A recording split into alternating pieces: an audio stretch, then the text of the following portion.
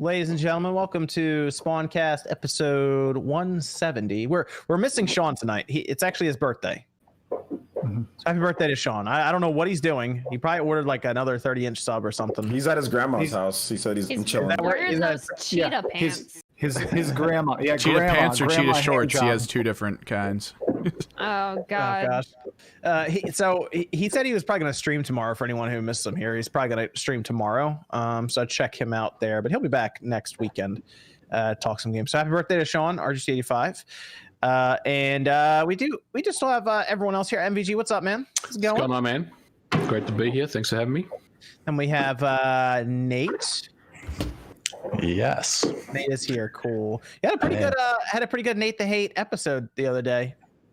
Yes, we did. Talked about those Nintendo Direct rumors with Jeffrey Grubb and kind of broke down whether or not it's realistic to expect one this month or not. So that was definitely a good video, and people should listen to it. Nate's currently at a shootout, if anybody's wondering. I am in a war zone right now. He's hiding. He's taking cover from fire. Yeah, I was gonna say it's gonna be crazy tonight because everyone. There are explosions all around me at the moment. Miss Click, what's going on? Ayo. Heard you got to play a new game this past week. Got chosen Oh my for that. God, it's so much fun. Yes. We'll talk with that. I think Evan got to play it some too. Yeah, I think. that was all right. Evan's like me. Evan's less sold on it. Evan's me. I've been watching a ton of Miss Click play the game, and the only thing that's keeping me through changing the channels that I like Miss Click. That's it. Yeah, that's probably about it. I would have changed it a long time ago. I, for one, Oh, think man. it looks interesting. I can only watch so I was much there to Hex support Gun Click. Scape. That's I couldn't figure out how to donate on my damn phone either, Click, because somebody said there was like a Twitch. simp in the chat, and I was gonna be like, I'm the simp, but I couldn't figure out how to do it. Twitch So I was donation like, through whatever. phone has never been a good thing. Like it's not. Yeah, I couldn't figure it out. Really? Weird. You figure there's a lot of mobile viewers too on that site. That's Twitch doesn't interesting. really care about its mobile side. Are you on Android or iOS? It's usually on Android, but most of the time I get people coming in who are like, my shit hasn't updated in months and there's been problems. And I'm like, I was gonna be the simp and donate, but I couldn't. I'll do it later. You look at a lot of stats on YouTube, even for streaming. A lot of it's mobile phone. Like people just watch this stuff on their phones yeah. a lot. You know, so that's weird. You figure they would put a lot of emphasis on that. That's interesting. Okay, Evan's here tonight. What's up, Evan? no, not much. Played a ton of games this week. Just decided to Oh, good. backlog some stuff. Very good. Nice. Cool. And then we got OJ. What's going on, man? Player assist. What up? Been covering a lot. I guess we're not going to be covering the whole Smash stuff, but been covering a lot of that, and been playing. Trying to finish Xenoblade. Been playing so much Xenoblade, trying to get through all the extra content. This game is massive, so just doing that, and just barely started Trails, so I can talk about that, I guess, a little bit. Cool. Yeah, I got the what's it called on Amazon? It's like the Extracurricular edition. I did pick that one up just to grab it because I do like the Trail series. I haven't even opened that up though, so at some point I will. Jordan, what's up, man? I like the green. What's up? Hey, thanks. It's a good color. I like the color green. All right. Well, That's my opening statement. Thank you for having me. and Max, what's up, man? Hey, good to be back. I am moved into the new house. I broke some of my shelves, so I'm gonna have to change my setup. But people seem to like the new setup. Good to be here. Everything Yes, alphabetized behind you. Will You you be can able still to? reach back and Dude, grab it's the game, not. right? I can, but here I'll turn the camera so you can see. I actually have literally like 200 PS2 games piled up to the ceiling and my stuff.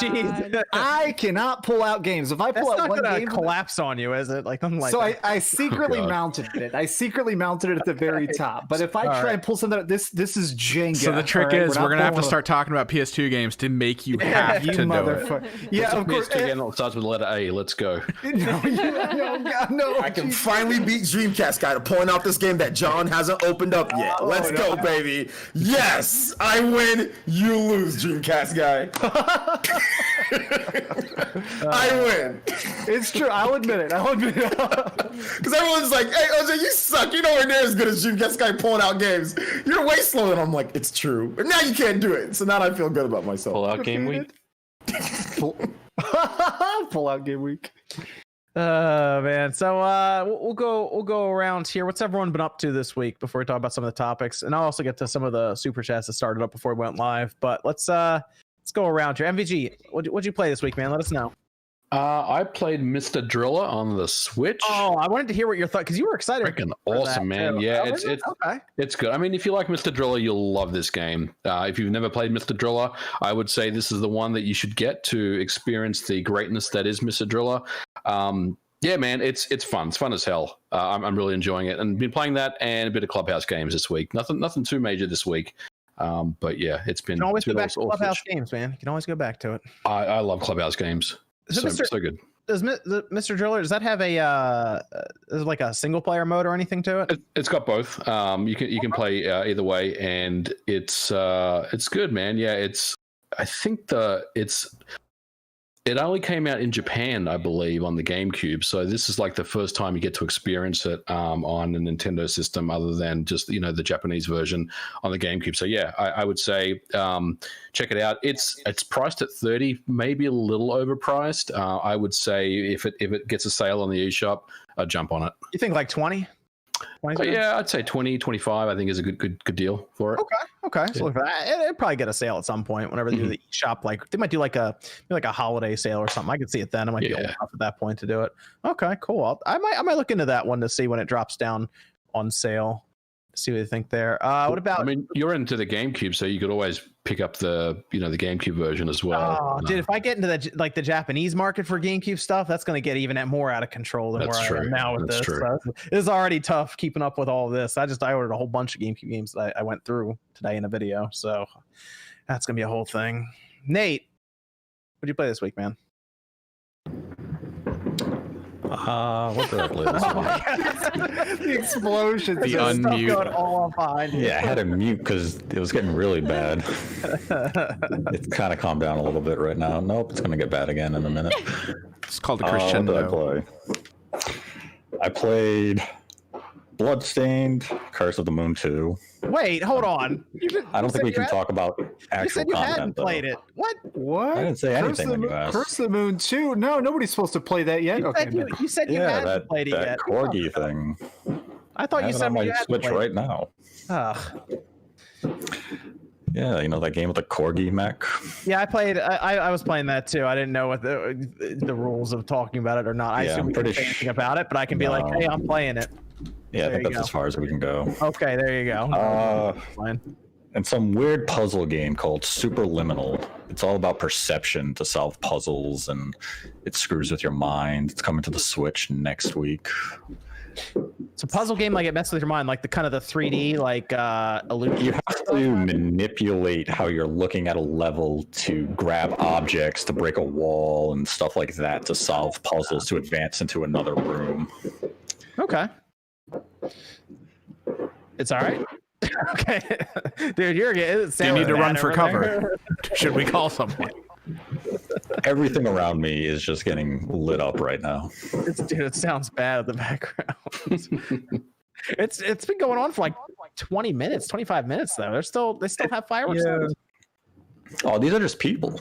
Oh, good. Them above like trees just explode right now, and then people down the street are just blowing shit up on the street, and there's people in the cemetery down the road blowing stuff up. So it's coming. It's everywhere. Wow. Yeah, okay. the cemetery has a big open field, and people like to go in there. And and you can't close. You can't close your windows. You don't have air, right? I mean, air. You don't have central air. So you have to What?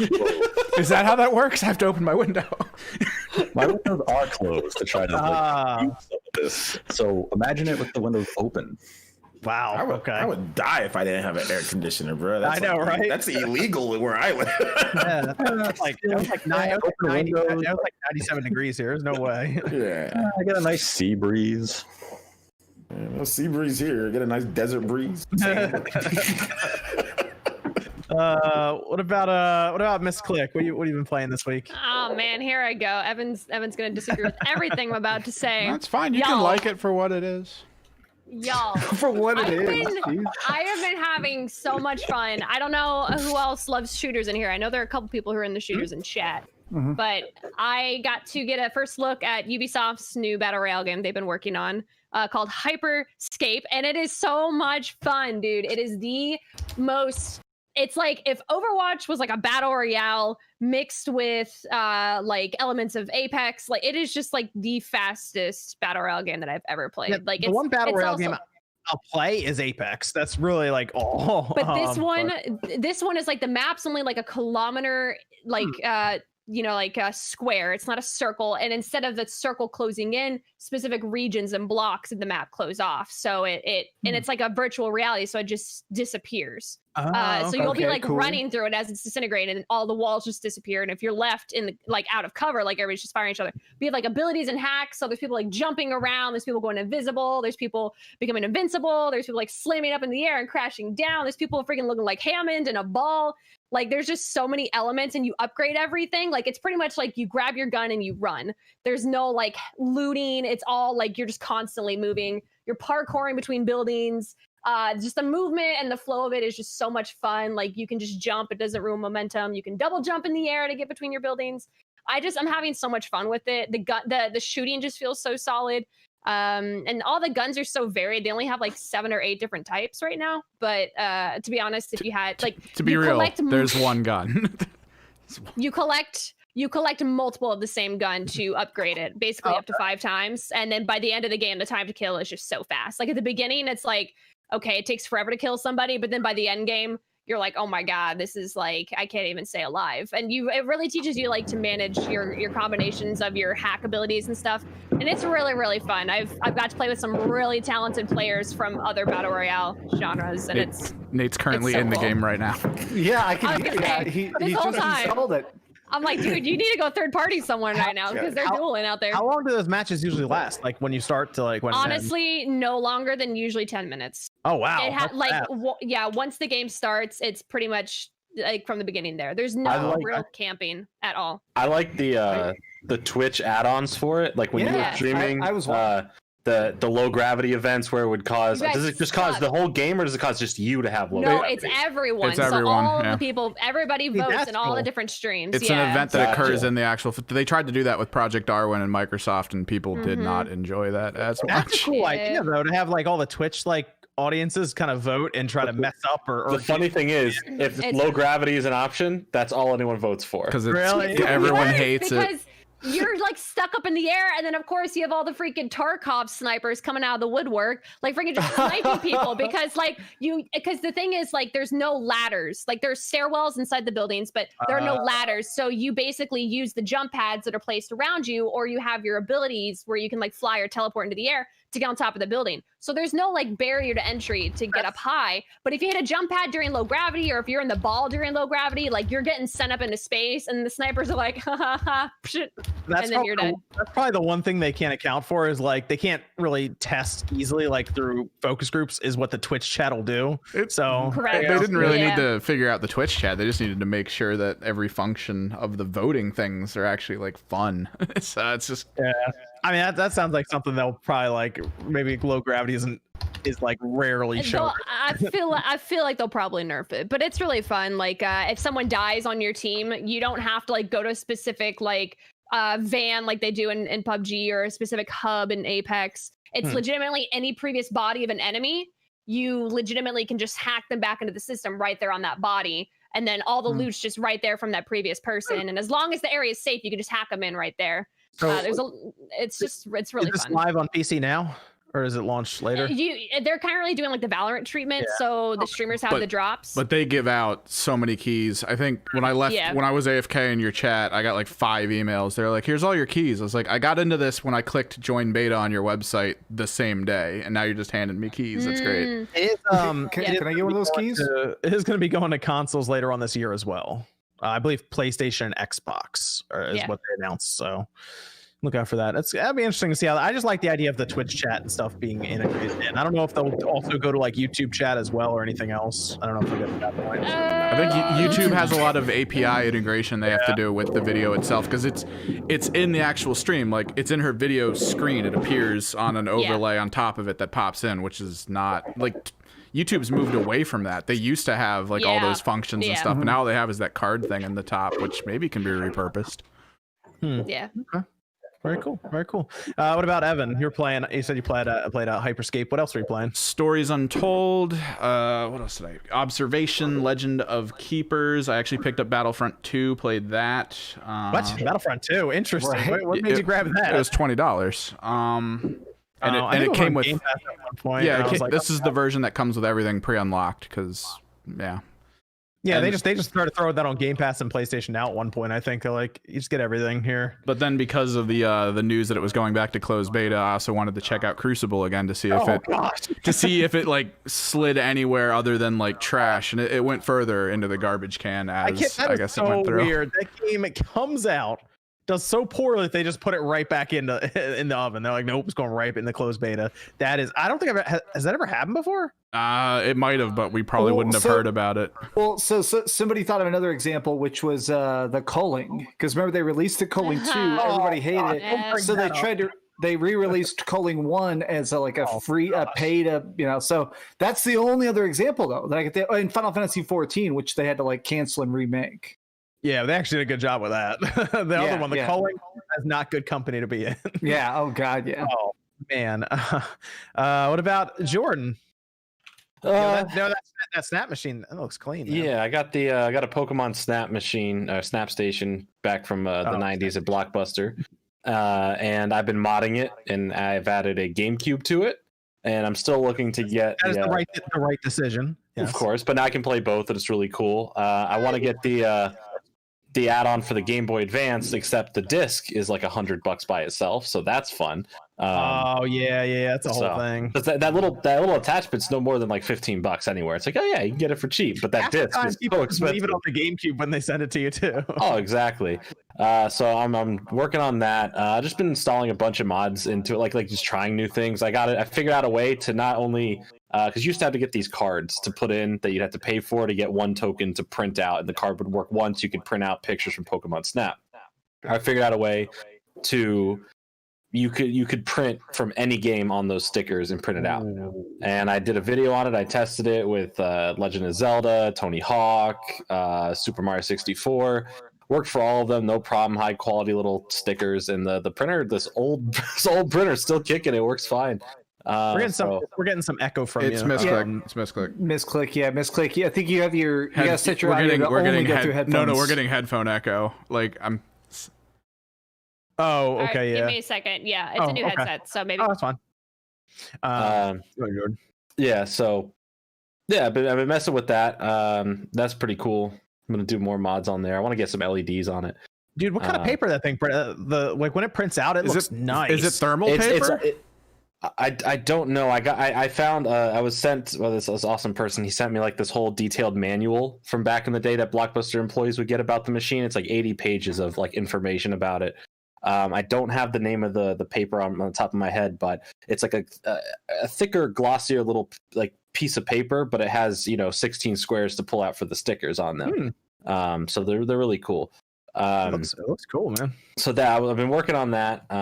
Aside from that, I've been playing Borderlands and going through all DLC stuff and finishing up all the missions on there in my free time. Other than that, nothing too crazy, honestly. That's about it. It's been a busy week.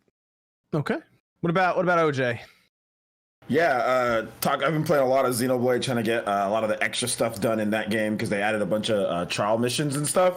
And I realized that everybody that told me that they already beat the game, because like they posted their screenshots, they're like at level. They all put it on. You guys all put it on casual mode. I'm just saying that right now. A lot of y'all frauds. So y'all say you guys beat the. Yeah, I'm just saying. You guys are all. I already beat the game. You guys are beating the game like level 50. How fast are they beating the game? Well, they're beating the game like in like 40, 50 hours. Really? And I'm like, yeah. There's people showing me some pictures. I'm like, bro, I did it. The only true way to play a JRPG is to grind for hours on end. Yeah, relentlessly. I'm repetitive content, I'm just definitely nonstop. not near the end of the game right now because I was trying to rebuild that town and all this. I was like, I'll see if and now I'm like level 60 something. Like, yeah, now that I'm here, 46 hours in. I'm near the end of the game because I already beat the game multiple times, but I just re-jogged my memory about how many people put it in casual mode. And they say they're lying to me. They say they didn't put it in casual. Yeah, you did. But anyway, regardless of that doesn't matter. You can play it in casual mode. That's fine. But I'm doing a lot of the extra stuff and like rebuilding the colony and all that stuff. So that's what I've been doing pretty much this week. And then the same stuff. Been playing a ton of Super Smash Brothers with Min Min. Oh yeah, how'd Min Min turn out? How'd that whole thing? Min Min is the most unique DLC character, most unique character I think in the game, because she doesn't operate. I mean, she doesn't operate like any of the other characters in Super Smash Bros. They all have like, you know, forward air, back air, like different moves, you know, that do certain things. But Min Min is so unique because you control one arm with the A button and the other arm with the B button. So that is a unique aspect to her only. That sounds weird. Yeah, it's very, very weird. So if you want to punch with one arm, you have to press the B button, then punch with the other arm, you press the A button, and you could swap out different arms. So if you've played the game ARMS, you know, you have different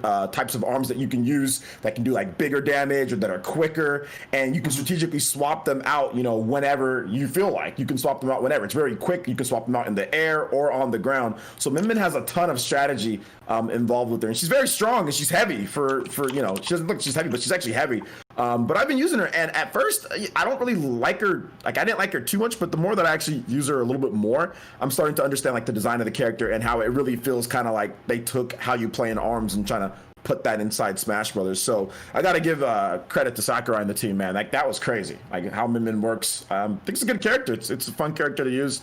Even if you don't like ARMS, I think it's a unique character and a lot of fun, especially if you're playing like multiplayer, like multiple, like 4 people, because she can attack forward and backward at the like pretty much at the same time. So she's like also another character, one of the only characters that can do that, and she can like smash attack in the air. So she's really good at edge guarding, like when the people are off stage. She's really good at catching people off stage. She's not the fastest, but she has plenty of power though. So it's a unique character. It's very fun, well designed character. Okay. That's pretty interesting. All right, who do you think's up next? Who do you think's coming next? Crash Bandicoot. Crash Bandicoot. There we go. We got a lot. We still don't have any real. The only real Western character that we have in the game would be like Banjo, and that's like such a unique aspect, you know. I was talking because I was actually on the IGN Nintendo voice chat this week, and we were talking about that, about the DLCs and where we rank them and everything. And like, yeah, I was just thinking we still don't have a Western character. So I mean, well, I want to believe that there's going to be some type of Western character thrown in there. I think it's going to be something like Dante or Ryu Hayabusa or somebody along the lines Master of Chief. Yeah, there you go. Master Chief, maybe it's the last one. Maybe they pull out something crazy, but I'm still inclined to think I'm gonna make a video on this next week. I got a video coming, but I really think a Resident Evil character is going to be up next. Cool. Or soon, yeah. Chris Redfield, Jill Valentine, or Leon. Leon. One of those. I think there has to be Resident Evil. I feel like you get Leon in there just because, I mean, you got Resident Evil 4, their remake stuff coming up. I mean, they haven't announced it yet, but I mean, that's something extra to throw them in there for too. Yeah, and the most unique, one of the unique things that I've seen that Nintendo did with Resident Evil, Nintendo paid for like a own advert in one of their Nintendo Directs, like with those people. Nintendo took care of that for Capcom. With Resident Evil, I think it was Resident Evil 5 and 6. You know, you guys remember that Nintendo Direct where they had like that little... Yeah, they like walked into the mansion and stuff. Yeah. Yeah, Nintendo paid for all that. That was all Nintendo's doing. So yeah, that was not Capcom setting that up. That was Nintendo setting that up. So I looked that up based on the actor, because the actors, they've worked with Nintendo before. So it was interesting, very interesting. So I think Resident Evil characters happening. So. Okay, yeah. Cool. I mean, they can put multiple characters in and just have them like be Echo Fighters and all that too. Or yeah, like a skin swap or Echo Fighter. I know like Leon and they don't usually do echoes for DLC. What they'll do is like, or for like they'll do like the skins. Like for example, Hero has like his various different Dragon Quest games, like skin swap, but they all operate the same. You know, so they might do something like that. Sure. If they want to for like Resident Evil, maybe you have or like even like Robin or Corrin, they all have like female and male versions. So maybe they do that with like Leon and and Ada, or Leon and I don't know, somebody else, Jill. So we'll see. But yeah, I'm liking Min. She's cool. I'm liking Smash has tons of content, so still playing. Got some Min to, and like last week I got Min to Elite Smash. People said I was gonna get clapped. I did not get clapped. I got Min to Elite Smash, so I'm happy. There you go. And what about Max, Dreamcast guy? Dude, I've been playing Mortal Shell. I've been very excited for it. I'm a really big Dark Souls fan. It is basically an indie Dark Souls. The major difference that makes it feel different is that it has kind of like a momentum system. If you've played a lot of Dark Souls, staggering enemies is difficult. Like you just bash on zombies all day. They don't fall over. They don't trip. These guys will actually mess up. So if somebody's about to swing at you, you can like get inside their block and knock them over and stuff. So it's definitely a much more like offensive Dark Souls. The other big twist to it is that you're basically like a ghost, and you take over bodies of like shells. So you'll basically put on like the shell of a ninja, and you have like a teleport ability, or you put on the shell of a soldier, and you have a giant set of armor. I think it's gonna be one of those games that not everybody loves. I think it's definitely for the existing Dark Souls fan base. It is not going to win over new people. It is very steep learning curve. But as somebody who's already beaten all the Dark Souls games, I definitely liked it. Cool. All right. Very good. Very good. Yeah, I played I did some Xenoblade again because I'm still working through that. So I had to stop for Last of Us 2, so I'm back to that. And then I did Curse the Bloodstained, of course. And Jordan, Skater XL. Come on, man. What about launching soon? Launching soon. Good time to get in. When is it launching? What day? End of this month. Yeah. Like the 28th or something, yeah. So I'm waiting. They're adding some new maps then when they launch. So oh boy. Can't wait. Oh, Jordan, you gotta get in on this, man. Oh, just give me I'll patiently wait for Scape 4. Scape 4 is gonna be like 2-3 years from now. Nah, 2022. Yeah? 2022? So like 2 years from now? Yeah. Okay. Jeez. Okay. I'll wait. I waited this long, right? What's another 2 years? That's true. Yeah, it's gonna be like a 13-year wait. I can keep playing Skate 3. There's still enough enjoyment there. I don't know. I think they're gonna change some of that up. I think it's gonna be closer to like what Skater XL's doing. Why you gotta put that out in the world? Why you gotta be out here saying, you know what? Let me just say the worst thing right now. I'm telling you, man. Skater XL. It's good. Control wise, it's pretty good. Maybe. What are you playing it on? Playing on PC. Well, I got a new PC. Maybe I should get it. Try it out. You should. It holds 144 frames pretty well on PC, and your PC is ridiculous. So, I'll give it a 2080 Ti. Maybe see how that goes for you.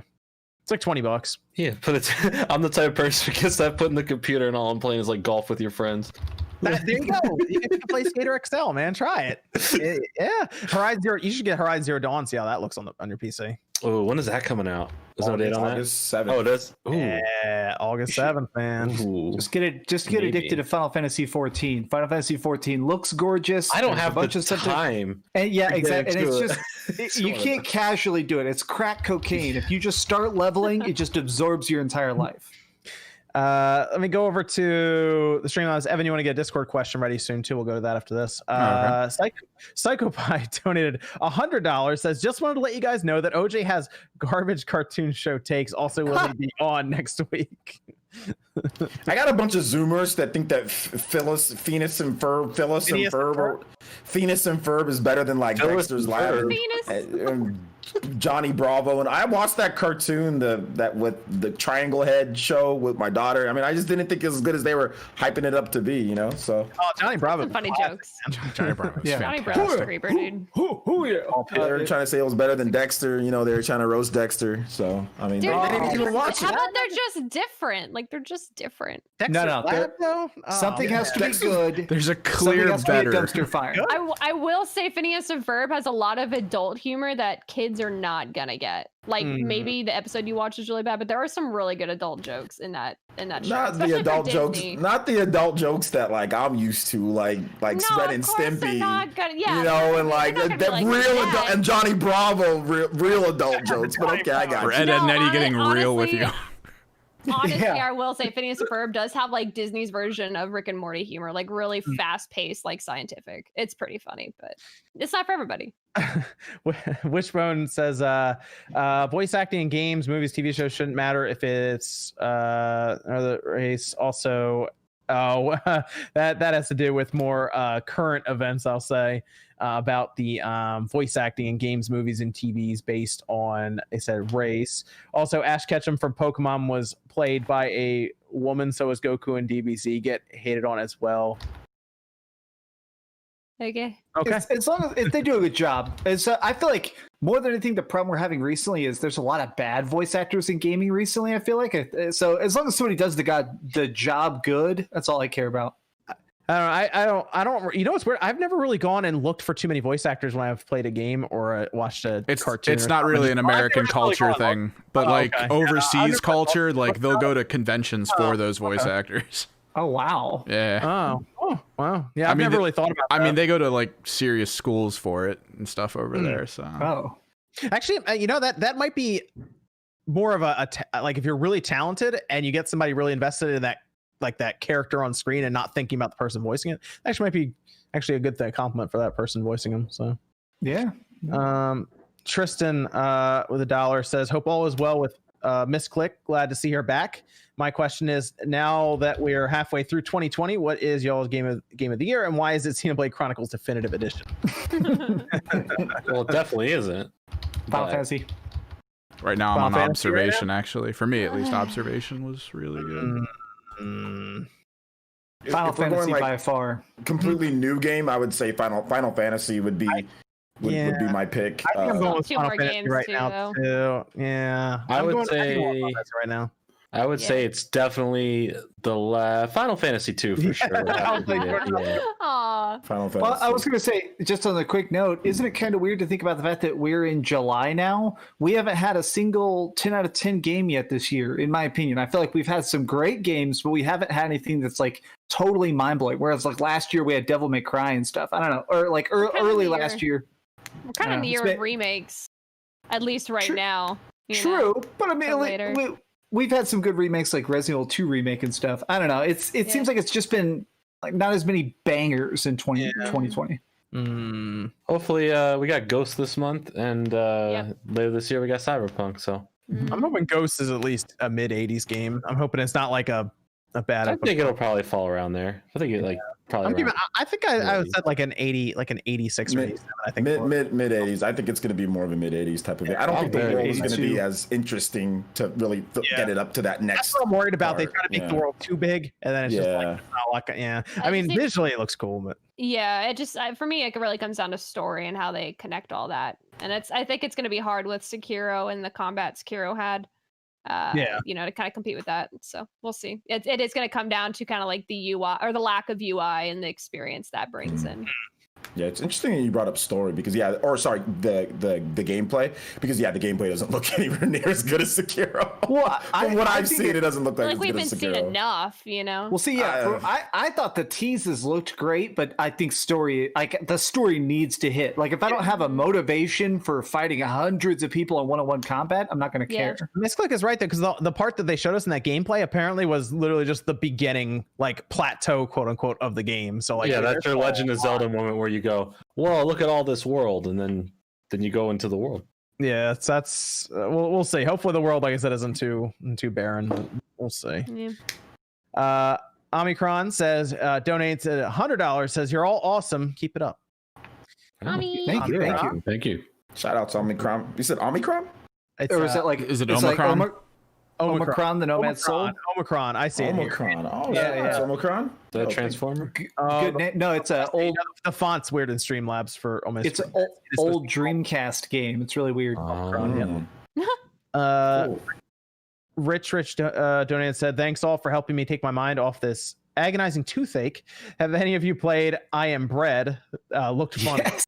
It's really good. I think I played that a while ago. It's kind of like QWOP, I guess is what it's like, right? Where you're trying to control like corners of your piece of bread so it doesn't fall on the floor and get too dirty. And it's weird. I wasn't good at the game. It's very like Octodad-ish kind of. Yeah. I wasn't very good. You play it for an hour. It's one of those things that like it's funny for an hour, or you play with your drunk, and then you just move on. Evan, you want to hit us with a Discord question? With all the delays so far this year, how confident are we in Cyberpunk for 2020? 100%. Very 75%. I think they will. Yeah, I think it's coming. Yeah, they've said it's done.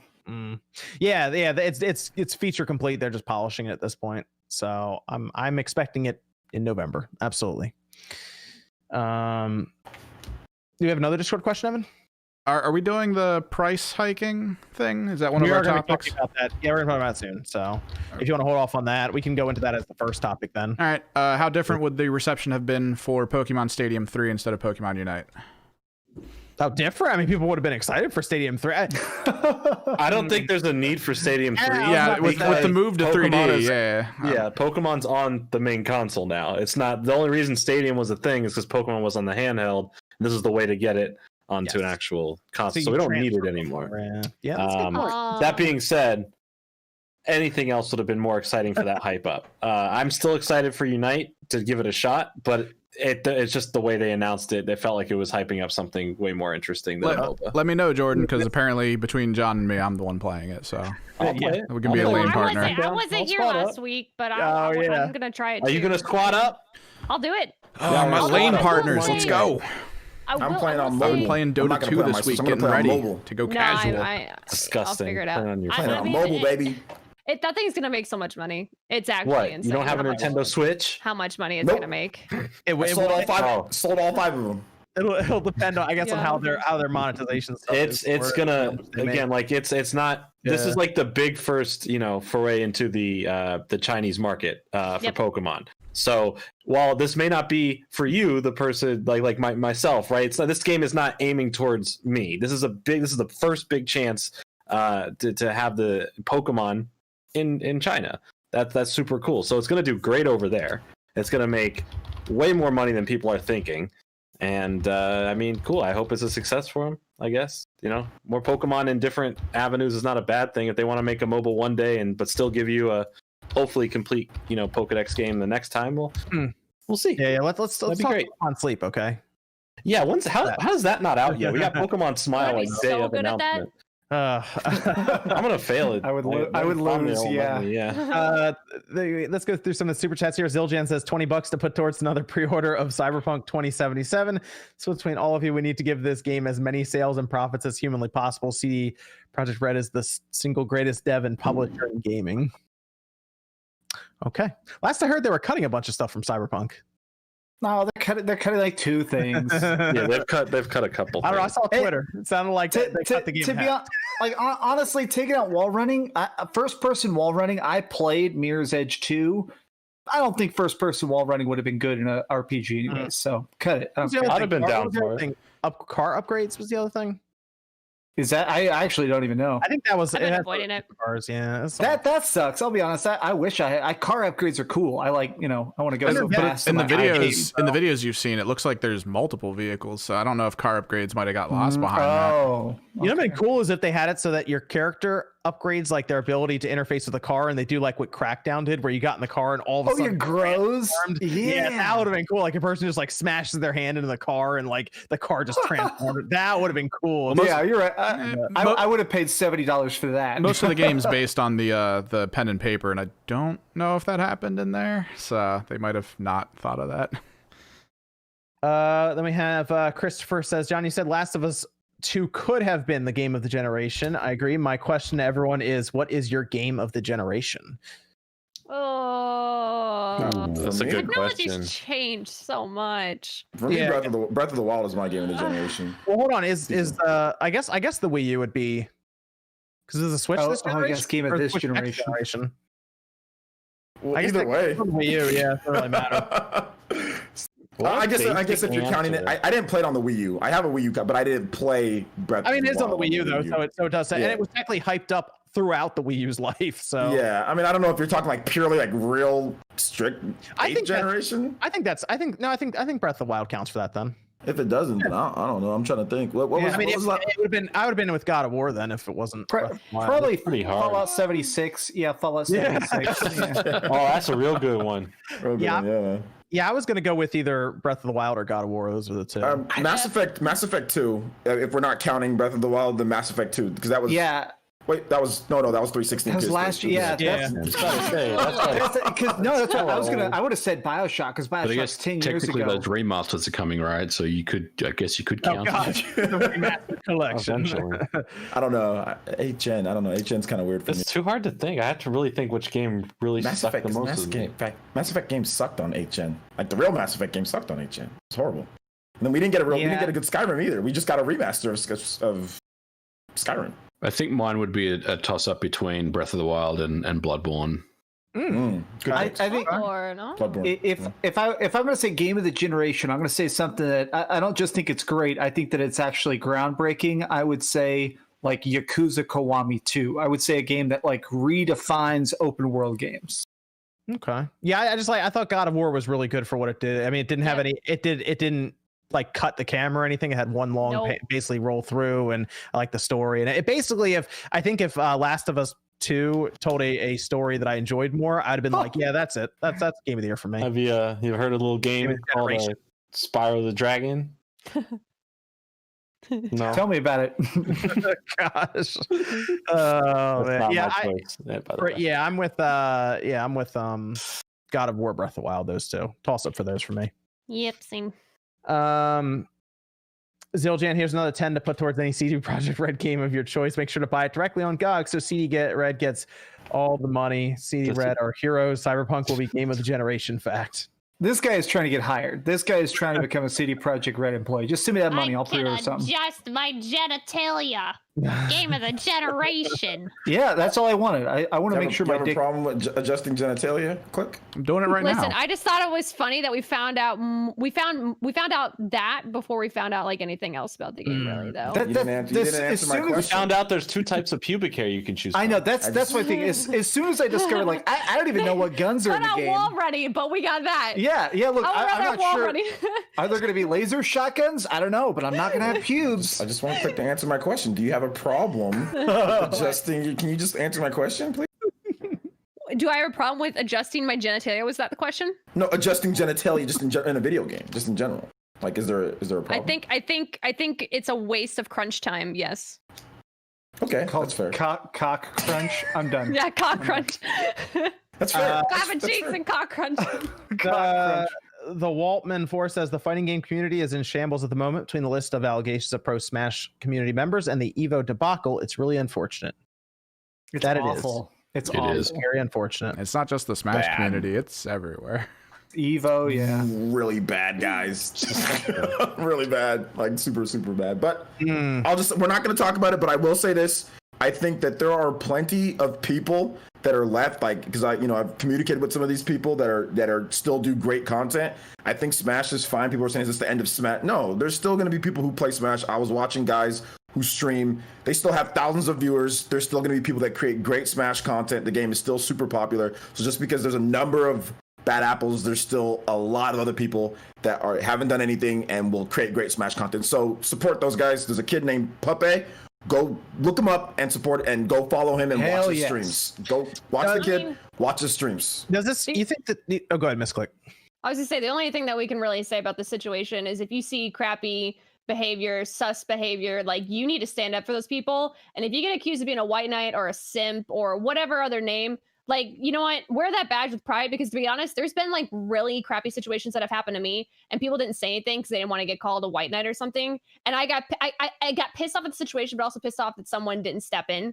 And you know what, it just, like, I don't go to events anymore because of things. And that's not a victim thing. A lot of people have that happen to them. So it's better to be a good person and stand up for people, even if they don't ask for it. Like, it's better to have them get mad at you that you stood up for them than you not doing anything at all, and then them possibly getting in trouble or getting hurt.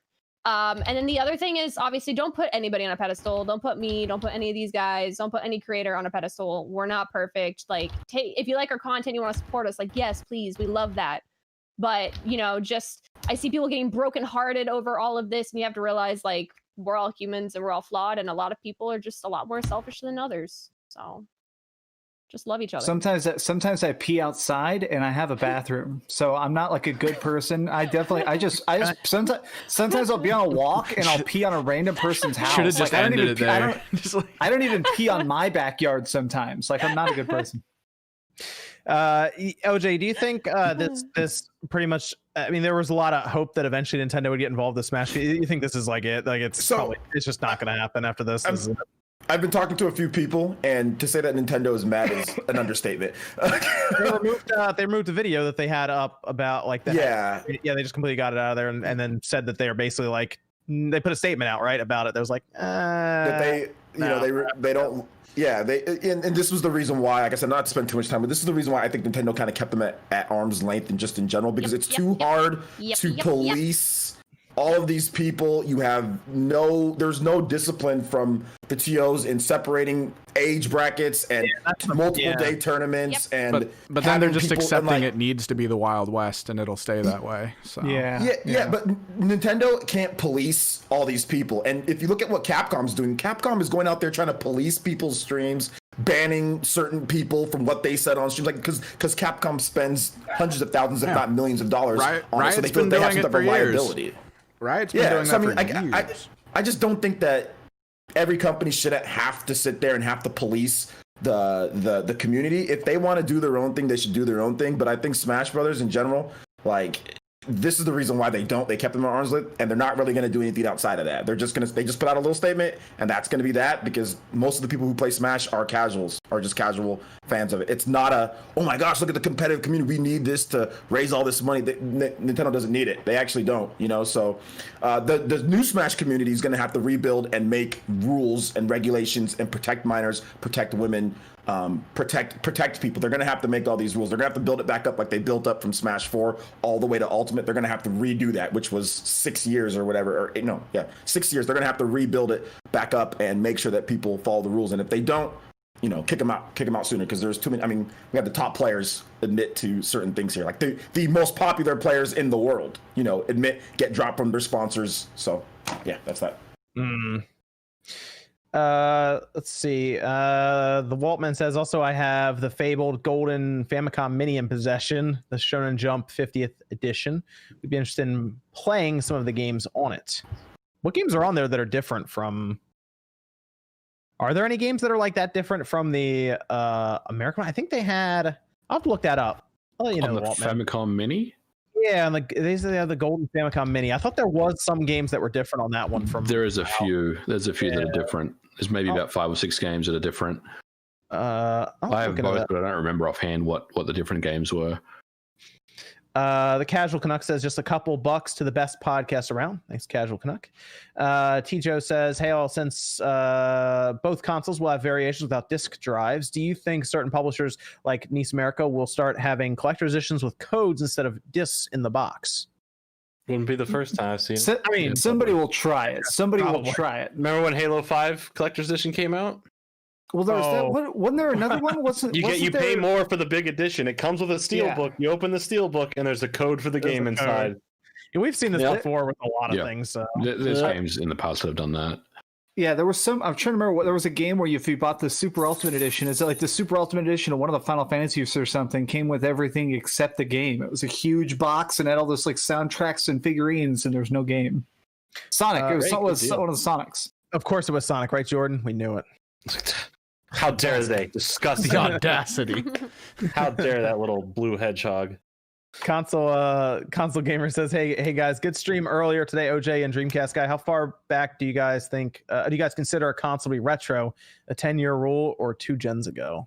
Yeah, so this is a topic we had on ours, and he brought up some great counterpoints. In my opinion, I think like for me, it's like 15 years. I think things are retro after like 15 years. I think the standard definition stuff is retro. I don't consider even early PS3. I do not consider retro at all. Like PS2 and before is my opinion, but he brought some counterpoints in our chat, basically saying like he considers it 2 generations. So when the PS5 generation starts, the PS3 becomes retro. Yeah, that was his opinion in my chat, which I think is kind of valid. I disagree with it. I think of retro as like the thing I think of retro is like actually difficult to hook up. Once it's actually like you have to get hardware and adapters to even connect it, that's when it's retro. What do you think, MVG? Well, I agree mostly, but the earliest 360 and PS3 games, they came out in 2006, 2005. That's a long time. That's a freaking long time ago. So I would probably consider that retro. But I mean, I get it. Like those systems lasted all the way up to like 2011, 2012. The kind of the older stuff or the more modern stuff is obviously not. But yeah, I would say that the 360 PS3 era kind of is in the middle there between retro and kind of non-retro. You consider the Wii retro? I would consider the Wii retro. Yeah, I mean the eShop, the Wii shop is no longer around. So the Wii. Yeah. So wait, hold on, Max. You consider the Wii retro, but not the PlayStation 3 yet, even though they came out in the same week. Did they really? Okay, well, okay. Now that's fine because you're right. The Wii. You have to do some funny things to because it uses AV, right? Audio. Yeah. Well, there's no HDMI and all that stuff. I think MVG actually pointing out the official dates does kind of pivot my mind of like stuff coming out in 2006 definitely seems freaking retro in 2020. So yeah, I definitely maybe the earliest parts of that, like in let's face it, a lot of the early 360 games look rough. Those are basically Xbox games. But the PS3 reads the same type of disc as the PS4 right now. Like with Yeah. Blu-rays, so it's like they're even still using the same storage. Then I'm drawing the line in the same. It's For my tough, right? personal It's hard for me. No, that's a PS2. good point. It's hard for me to sit because you're sitting there with these big Blu-rays. You're sitting there with HD. You're looking at PS3 games. Like, look at the end PS3 games. You know what I'm saying? Like, look at those games. Those were very. I don't know. To me, it's like it's Max's original definition. It's like to me, it's anything before the PS3. Anything that's SD, that's before the before that era, or like to me, that's more of like. I would say 6th generation. Do you know why the PS3 is throwing everyone off? Is because Sony really pushed that system like pretty far ahead of its time in terms of technology. It came out like when the Wii just came out, and it came out when the 360 was out, which didn't even have HDMI on the back of it at the time. Yeah. So that's why the PS3 is so weird to everyone. So it's hard, it's tough with the retro stuff with that. Yeah, I just don't like you boot up Grand Theft Auto, like, oh, here's a retro game. Then you boot up Grand Theft Auto again, like, hey, I'm playing a retro game. And then you boot up Grand Theft Auto again on the PS5. Hey, this is a retro game that we played before. You know? All right. Patrick Courtney says, what are you guys into outside of video games? Comic books. I liked watching sports when they were on TV. Yeah, that was fun. That was a long time ago. It was. I like to exercise in my backyard. They just came out with this new Joker comic. It's called like the Joker 50th anniversary. The it has Black a weird Label name. one with the bigger. Yeah. It's a bunch of short stories. It's a bunch of like 10-page short stories that are like, what would Joker do if Batman died, and like what like different origins. Super interesting. All different authors. Definitely, if you see it, you can buy it digitally for like $7. Highly recommend it. Didn't you just move in with Drake? Yeah. We haven't talked about it publicly, but I guess now we know. Yes. Yeah. Oh, I'm sorry. I thought you put it on Twitter. No. But I was gonna say, no wonder you're getting into into comics because this is Comic Drake's dog. He's gone, so it's barking at me. So this is Comic Drake's dog. I stole him. I will say, watching your videos, Jordan, about opening Pokemon cards, I thought about that for a minute. I'm like, should I start looking at Pokemon cards again? I did. I actually did because of those videos. Yeah, I just to see, and I'm like, dude, there's no way. There's so much stuff. No, yeah. Like, going back years, I'm like, there's no way this is gonna work. So, I'll just watch Jordan open cards whenever he does. Well, about that. More of those. Very nice, Jordan. Couldn't see. I'll keep an eye on that. Yeah, right. Zildjian says, give everyone a piece of all my donations tonight so they can pre-order Cyberpunk multiple times. Don't care what platform, just towards getting the game. All right, Zul'jin even gave me money today and demanded I pre-order it. Fine, Zul'jin, I'm doing it. I'm pre-ordering Cyberpunk, all right? I think most people here are probably getting Cyberpunk, except for Nate. Nate, are you getting Cyberpunk? Not at launch, I won't. Did you get Last of Us Part 2 yet? Probably run like garbage on the VCR anyway. It did arrive. I haven't played it yet, though. Oh, wow. Oh, I didn't even think of that. Nate, you have to play it on the VCR, right? Why? It's coming out in November. Nope, that's right. You'd get it on the Series X. Okay, good. Or the PS5. I don't know. One of the two. One of the two. We'll I see. mean, because you mostly play on VCR, I assume you just get the Series X since your library carries over. I'd probably get it on the Series X in some form. Okay, there you go. That's gonna be a ridiculous upgrade, by the way, going from the VCR to the Series X. Like that's the generational leap they were hoping for, not going from the 1X to the Series X. So, Nate, you're like going to be the perfect test subject for that. To see how big of a difference it is for you. Well, you have a 4K TV, don't you, Nate? I do. Okay, good. That's really how we'd be able to see a big difference. Trip and Fall says, I'm currently playing Hollow Knight on Switch. I feel like it's the best 2D game since Super Metroid. Has anyone on the cast played it and loved it? Hollow Knight is awesome, yes. Hollow Knight is very good. I played Hollow Knight. I like it. It's pretty difficult as you get through it, but it is an awesome 2D game. I like it a lot. I don't know when what's coming out. Silk Song.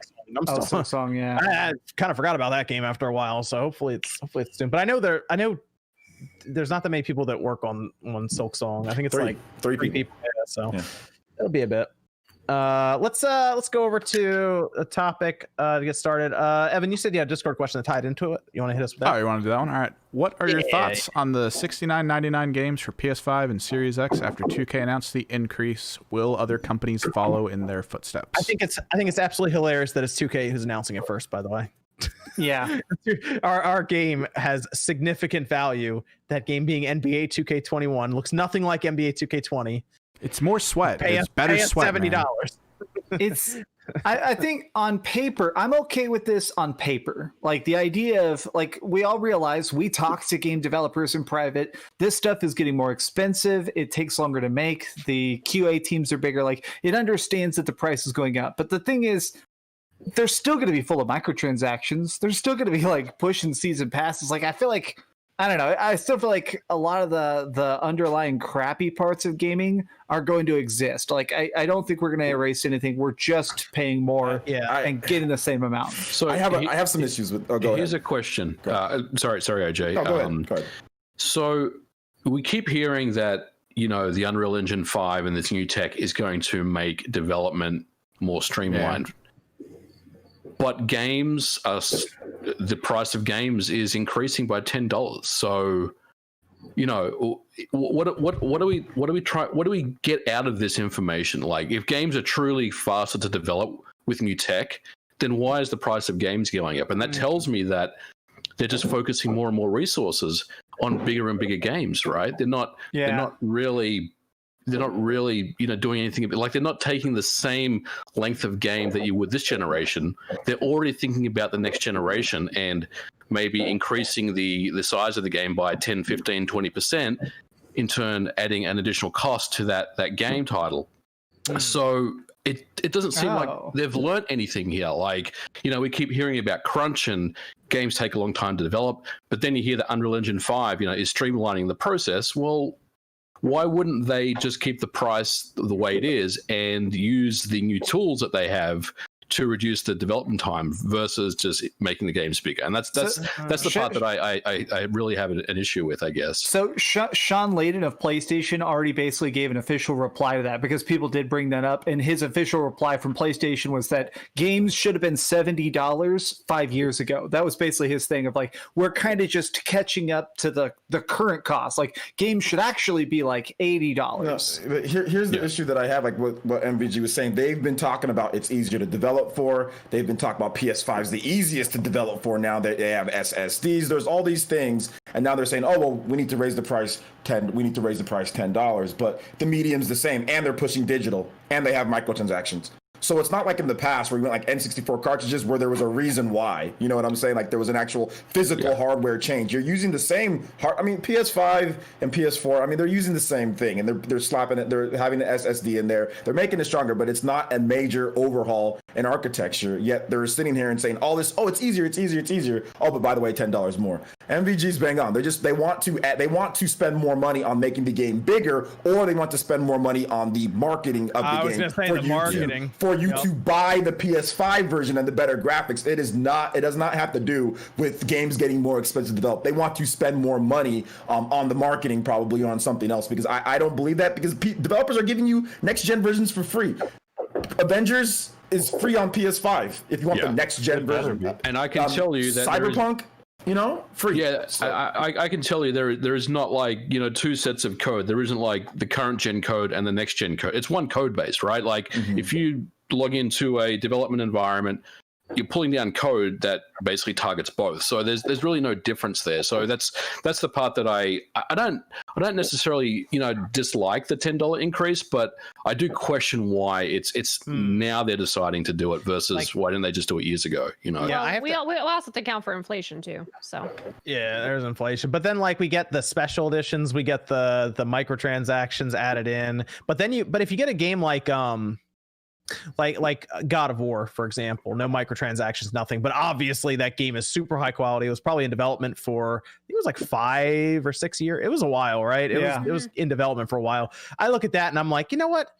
Yeah, I probably would have been okay spending $70 on this. But then you get into NBA 2K21, and an hour in, there's a slot machine in front of you. You're like, well, hold on. No, those damn yearly rehash. Look, NBA, anybody play actual basketball here? I know I played basketball for years. It doesn't even play like basketball. It's just some robotic piece of crap. Like they're sitting there and they're rehashing this. I'm sorry, man. I had to kind of go off. The NBA 2K is one of the worst actual representations of sports between FIFA, Madden, and NBA 2K. NBA 2K does not play anything.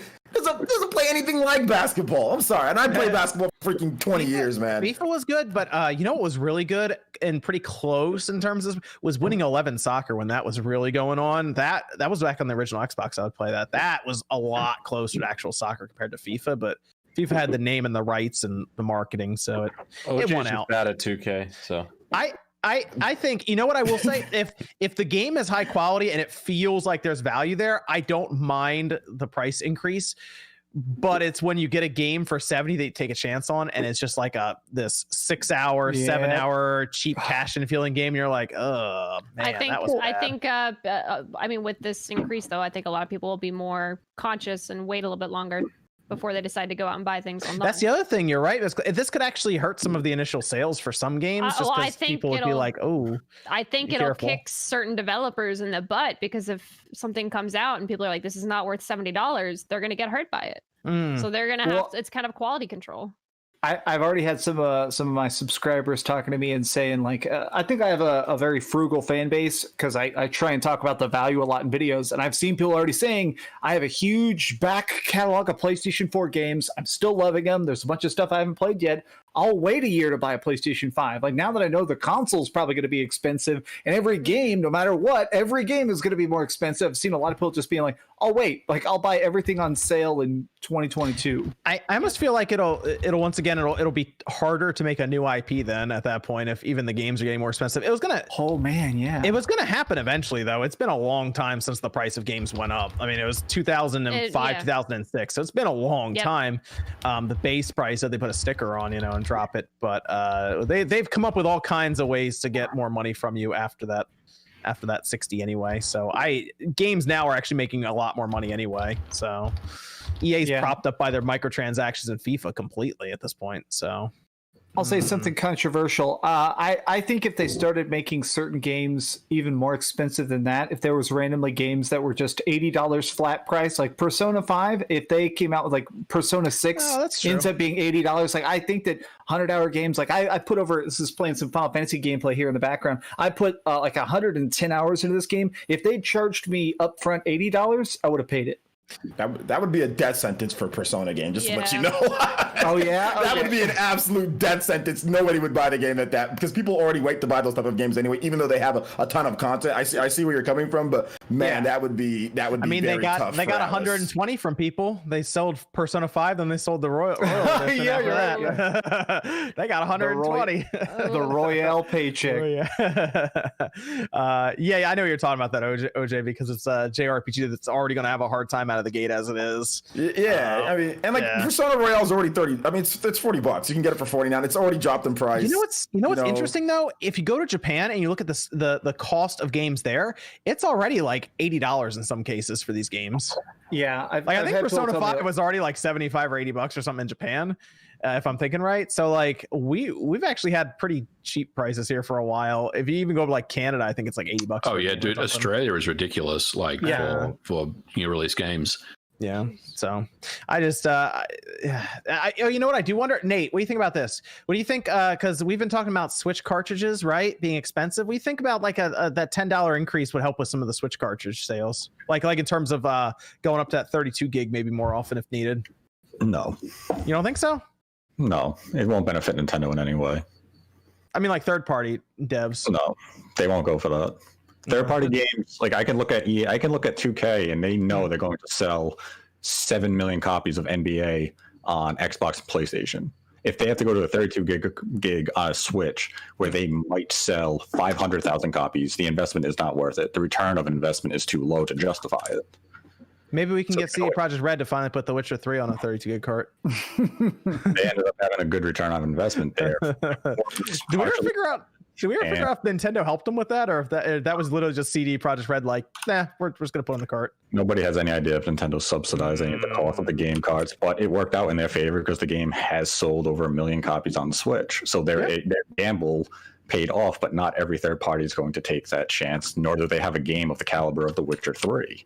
That's true. So when you have to look at all those factors, if I'm a company like 2K and it comes to a Switch game of NBA, and it's, I can release NBA on Switch on a 32 gigabyte game card, it's going to cost me $70, I have to look at that user base and say, they're not going to take it. Oh, and yeah, I'm going to be... Even with this. I'm gonna be honest though. If I gotta download half the game and the thing's still $70, Yeah, right. I don't know about that one. There's going to be all sorts of permutations. I think the only thing that will come out of this that's a good thing is that Game Pass will benefit and because there's going to be a lot more people that will jump on that. You think that goes up in price then? No, I don't think so. I mean, I'm saying that a lot of people will probably start turning towards Game Pass instead of paying $70 for the game. It's cheaper. You get access to more games. But even this $10 price increase, it's 2K with this one game, and other publishers are showing interest. If the 2K experiments fails, publishers won't follow suit because $60 is the price point that the market is willing to spend, and that's the price they will stick with. If $70 doesn't resonate with the market, they will not force that. But 2K is probably going to sell at 70. They will sell they'll sell these launch games because of the launch hype. And then they'll look at it and say, was this worth it? If it was, they'll try it again. And if they don't see the results that they want, then they'll have to reevaluate the pricing. Okay, let me ask you this. Metroid Prime 4 is $70. Do you buy it? No. Of course. What? What do you mean? I'm asking you if an IP is strong enough and it comes out $10 more, do you just go, yeah, I'm buying it? Okay, so would the price really not matter? It's Metroid, that's what I'm asking. Yeah, of course you buy it. Metroid doesn't sell at $60. Selling to me. Listen.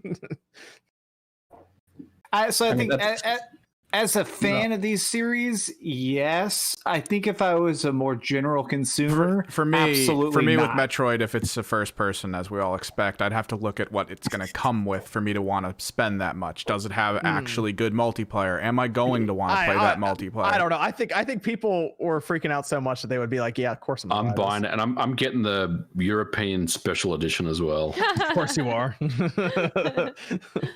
Hopefully there's a system for it. That's the thing. I've already locked into buying a system for it. So yeah, $70. Yeah, of course I'd buy it.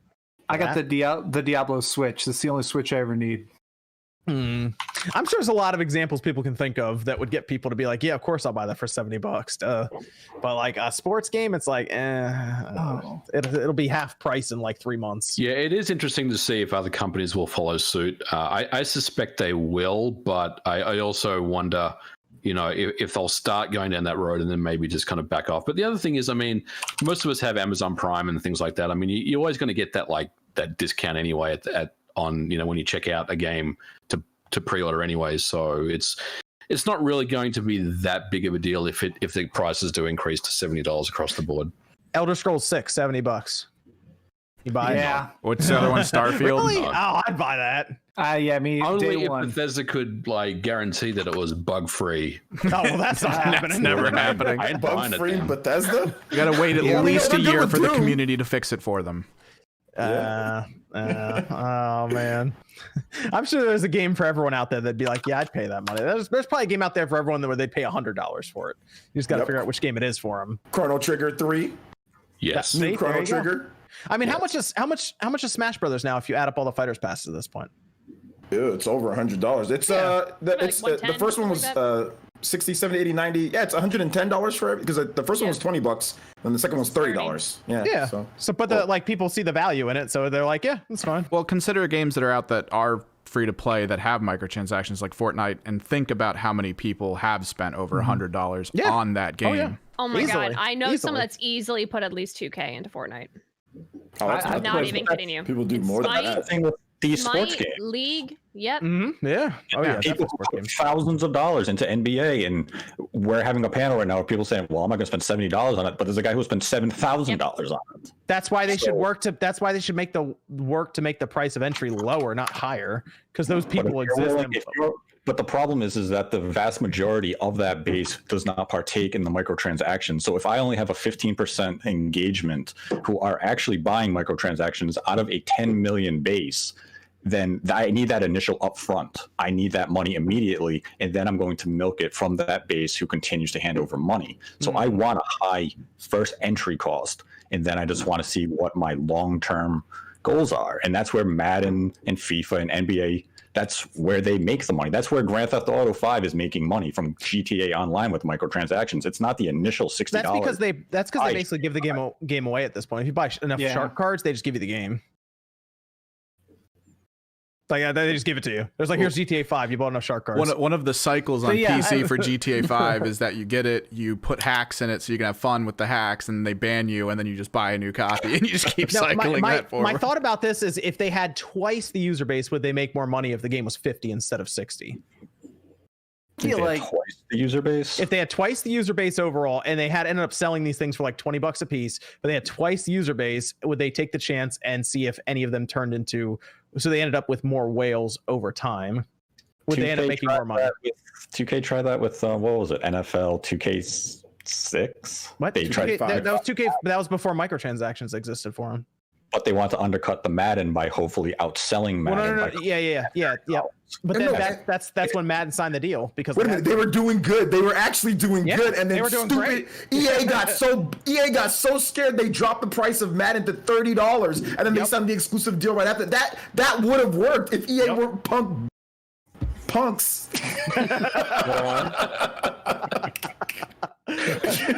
That actually worked. Yeah, actually, Ode's right, Nate. That actually worked to the point where EA got scared and was like, "We got to do something." But I don't. Maybe they had a long plan of like, "Oh well." I mean, they couldn't have by then microtransactions. My thought is like, if the price got lower because we see these free to play games making more money than these other games that are $60, wouldn't it be better to lower the price of them up front so that more people get in and then spend money over time? I think that's the but I think that's the secret now. The thing is that I feel like something we've seen a lot of is that games now are dying a lot faster. Like there's so much great stuff coming out. Mid-range games are just completely flopping. Like look at Crucible. Like Crucible isn't a complete freaking wreck, but it wasn't good enough to get attention. It was still bottom of the barrel. Like you got it. Yeah, but my point is that I think that going low actually seems like the better tactic long run. Like something like Rocket League. Like Rocket League was so smart because it was a great game and it was free for 1 month, and then it's $20 on every system, and people spend thousands of dollars on skins. I definitely think that I don't know. I definitely think that cheaper is the way to go, not more expensive. I think we will see how the market responds. So go ahead, Nate. Even if we look at Rocket League, we can't ignore the fact that it was on PlayStation Plus. That was a huge role in finding success. They should put NBA on. They should put NBA on PlayStation Plus immediately. But then Sony has to give them a substantial sum of money to get it. Or even I wouldn't do that. Has to give them saying, we're going to give you $50 million to have NBA on Game Pass. It's not just here's $1 million, throw it on our service. It's we're paying you to have this here. And they're going to look at it and say, well, we need to make up a quarter of our overall budget on this game from putting it on your service, or you have to pay for it entirely. That's a lot of money if a game is costing $200 million. I think eventually a lot of these sports games will go to either low price or free to play in the distant future. I think you'll see that eventually. Yeah, people really love NBA 2K though. Like people really like NBA 2K. It's one of the best selling games in the world. Like so like I understand, from their standpoint, I see what they're talking about. I get it. It's a capitalistic business, but I mean, my problem is just like there's just not enough. I don't see enough from them. As somebody who used to play NBA 2K, I don't find it worth $70. That game in particular, especially when you know the price is going to drop. I mean, what's going to drop soon because they do this every year. It just drops pretty quickly. By Black Friday, you can get the game or around cheaper usually. It does drop pretty substantially though. It drops quick for these sports games, man. I mean, there's no resale value on them, so I mean, it's just I don't know. I'm not paying $70 for it. I'm good. Like if a game comes out and it looks like the value's there and the reviews are good and everything, I'll spend $70 if it is a good game, right? So it was just funny that 2K was the one who was like, it's 70 for 2K21. I'm like, all right. Evan, we got a Discord question over there. You got a few left. How likely would it be that during this whole Mario event, Mario Odyssey 2 gets announced? Zero. The releasing that's for of the all July the Mario rumor stuff. Yeah, they're gonna go into that. The Nintendo Direct July rumors. This was from what was the name? Nate, was it Kilios that responded to Jeff Grubb asking about the July Direct. It was such a serious topic that there was a Nate the Hate episode on it. That's right. How you know it's serious business. With Jeff Grubb. With Jeff Grubb, yes. Was that episode dedicated to anyone? It was not. Nobody donated $100. Oh, man, wasn't dedicated. Nope. All right. Well, you've had one Mario Sunshine dedication. Still waiting on that OJ's beard dedication. The beard dedication will come. Don't worry. And make sure it's the right time. I'm growing the beard in a certain way for that dedication. You're gonna braid now it we're like a Viking, straight down. So now we're at the point. I'm gonna get it braided. And then, Of course. The rumors are now kind of going around about a July Direct actually being a possibility, which it's been a while since we've had a Direct. September. So like I almost feel like just wait till September and just do like a 1 year thing for the Direct. But I remember we talked about a long time ago about there possibly being a Mario Direct at some point.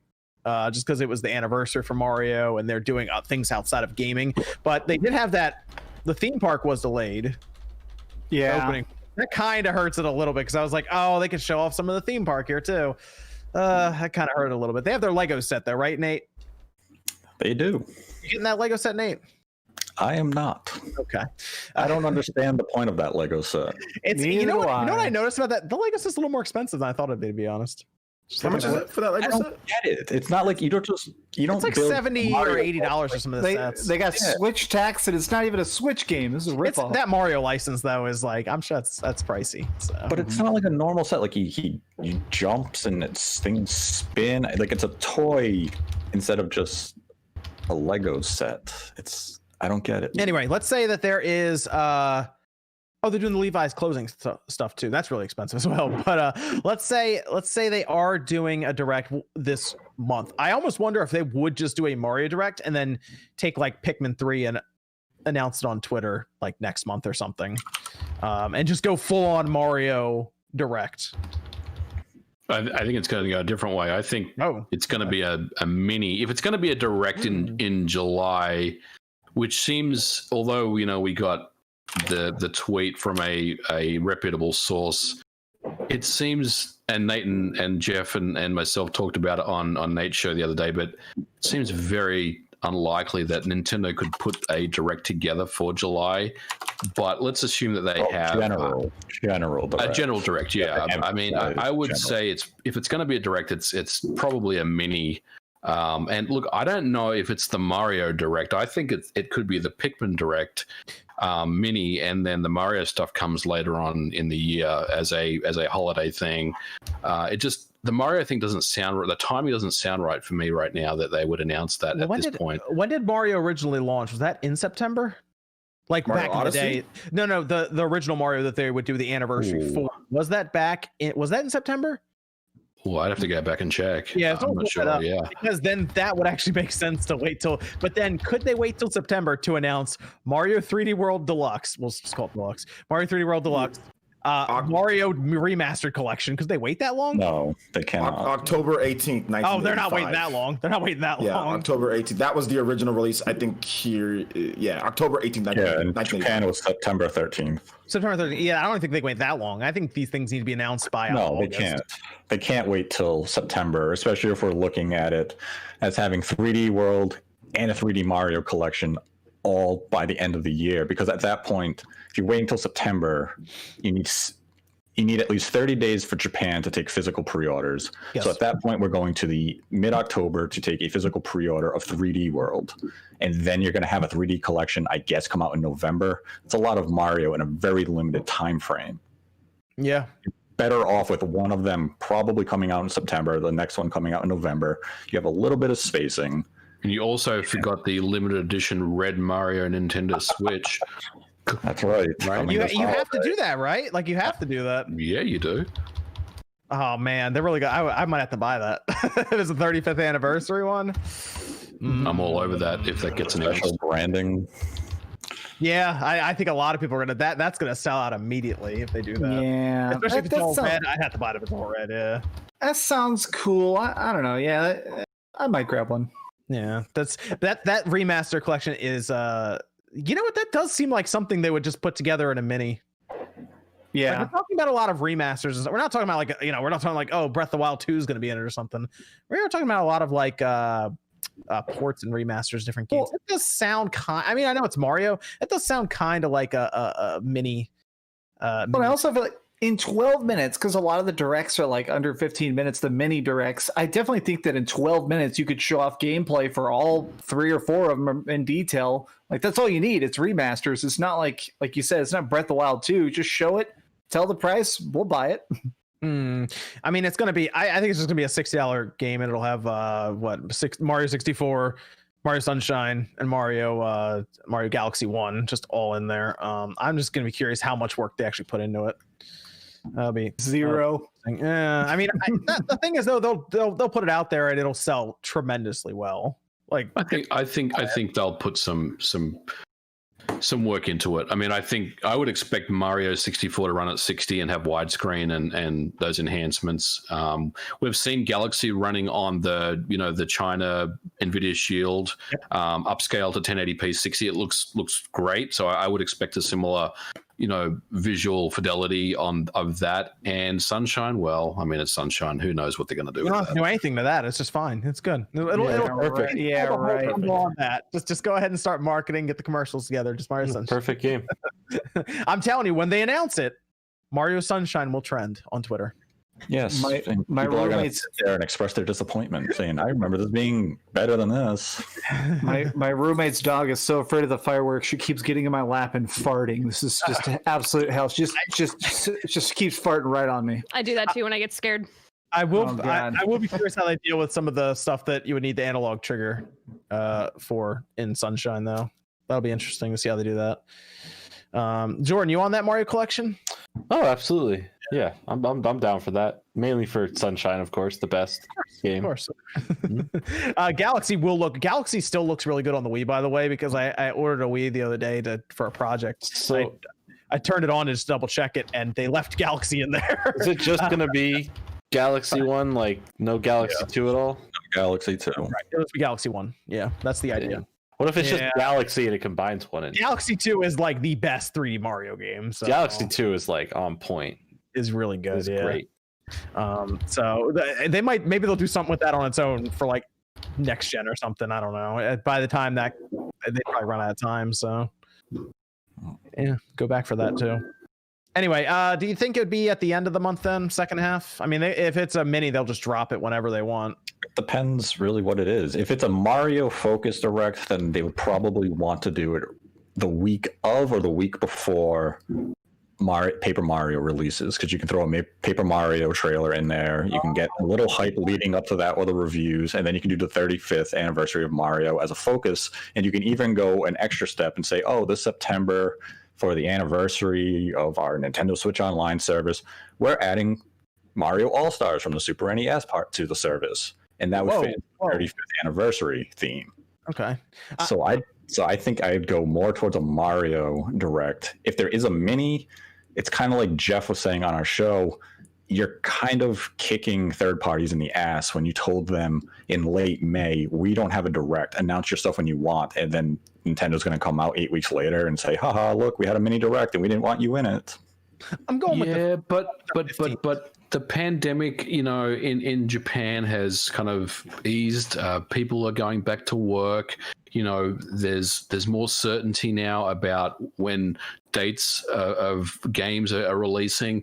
When they made that announcement, they were pretty much in lockdown. I mean, I think now things have changed a little bit, so I would give them the benefit of the doubt on that one. It is not necessarily a good look for them, but I think it's okay that that they do that. If they need to.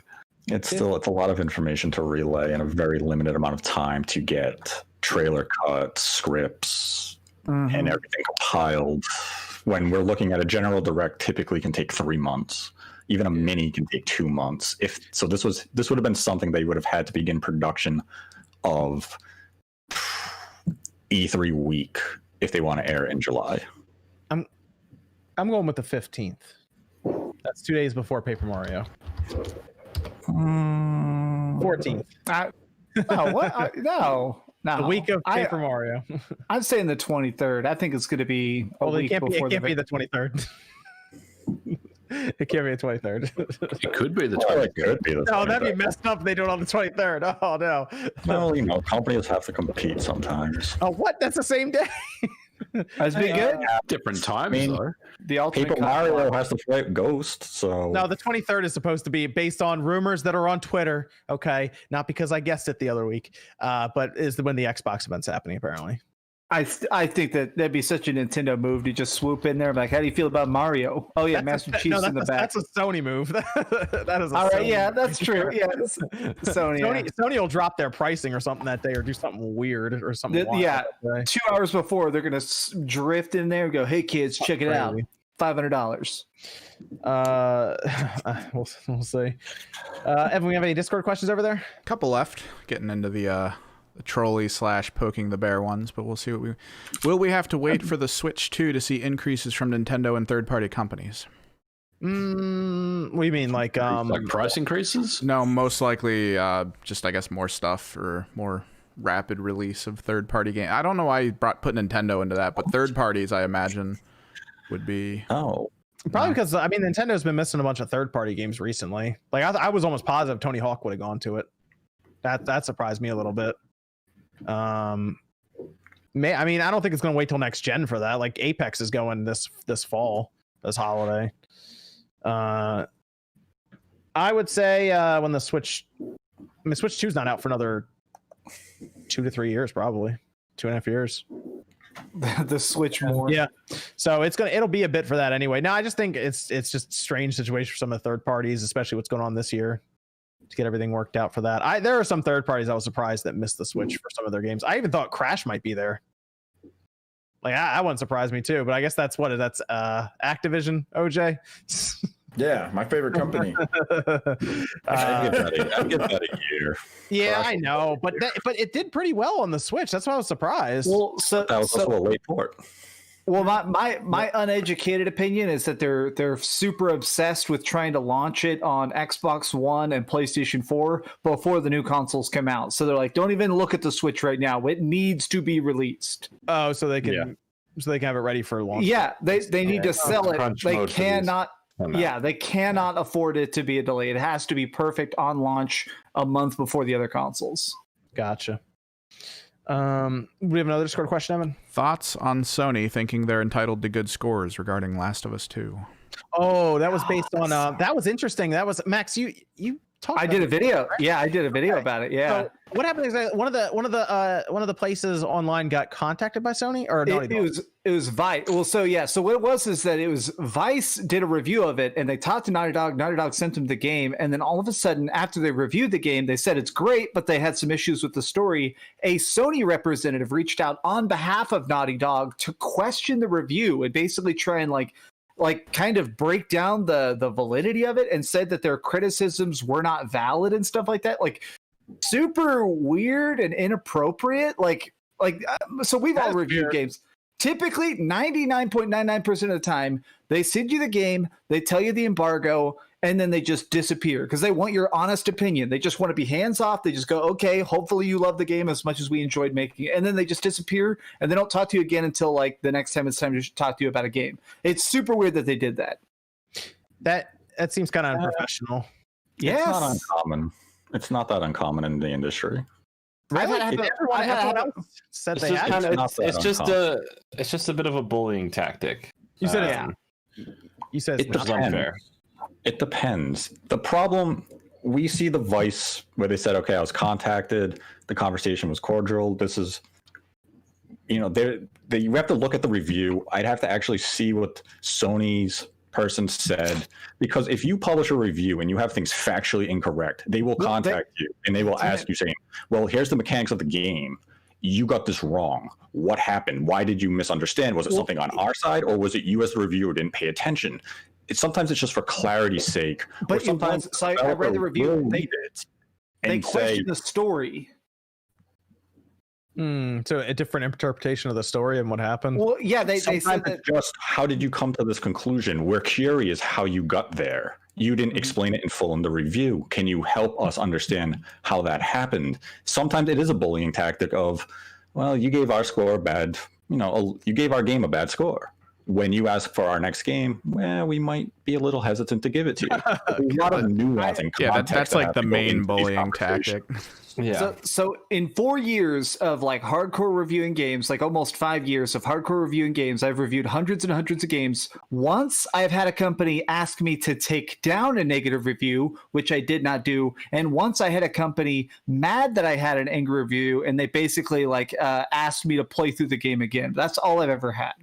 Do we have another Discord question, Evan? Last one. PlayStation Studios say gritty realism is needed to create emotion. Meanwhile, actual gamers say they've cried during playthroughs of Legend of Zelda back on the N64. What is the disconnect? It was realistic back then. Yeah, I mean, it was the best we had back then. We were like, the best is the best it's ever gonna get, right? I don't know. It's 3D. Some people need to actually see like the realistic graphics and like realistic looking characters, how they speak, how they talk, blah blah blah, in order to actually have that next Psychological connection with what's going on. Yeah. So some people need that. Get that with some people will get that way with like Super Nintendo games, for example. Some, but not all. Final Fantasy 6. Yeah, Final Fantasy 6, dude, that had a crazy moment in the game. When she throws herself off the cliff, oh man, that got me. But then, I can't say that because I mean that's an old game, right? Yeah, spoil it. Yeah, like you basically lose in the game, like the whole world loses. Yeah, the world is destroyed. Yeah. So there's some moments in like even older games, you know, that you go. I mean, come on, everyone watched what happened in Final Fantasy 7 back on the PS1. Come on now, dude. Back in the day when Chrono got whacked, that was dude. I was devastated because I didn't know what would happen. I thought he was legit gonna die. Well, especially the way they animated it, even though it's a sprite, like him being ripped apart in time after we played so many hours with him and like did mini games. No, if you haven't played Chrono Trigger at this point, you're a fraud. So it doesn't matter to me. I'm a fraud just because I didn't play your precious Chrono Trigger. You're a fraud if you haven't played it at this point. We can always look at it this way, Jordan. If you didn't play it, now you don't have to. I think no, I don't have to. Like there's a lot of I don't have to play the original Final Fantasy 7. Now I have to remake. Spoiling 25-year-old games, spoiling games that are older than me. Come on, dude. I mean, oh my god, Core had like one of the best emotional endings of the whole thing. It's true. Like Crysis, that was on the PSP. And then they all died. Oh wait, let me pull it out of the wall. Oh god, here we go. No. Let's go over to this one. Was weird. Crysis Remaster was supposed to have a trailer, and apparently the trailer leaked. And then like an hour later, I saw it was funny. There's an article popped. Was like, "Hey, Crysis Remastered leaks early," and then like an hour later, underneath that, I was like, Crysis Remastered has been delayed. Dude, a fan. That was weird, man. Those pictures, the screenshots looked miserable. Oh, I was confused by that because this is Saber doing it too.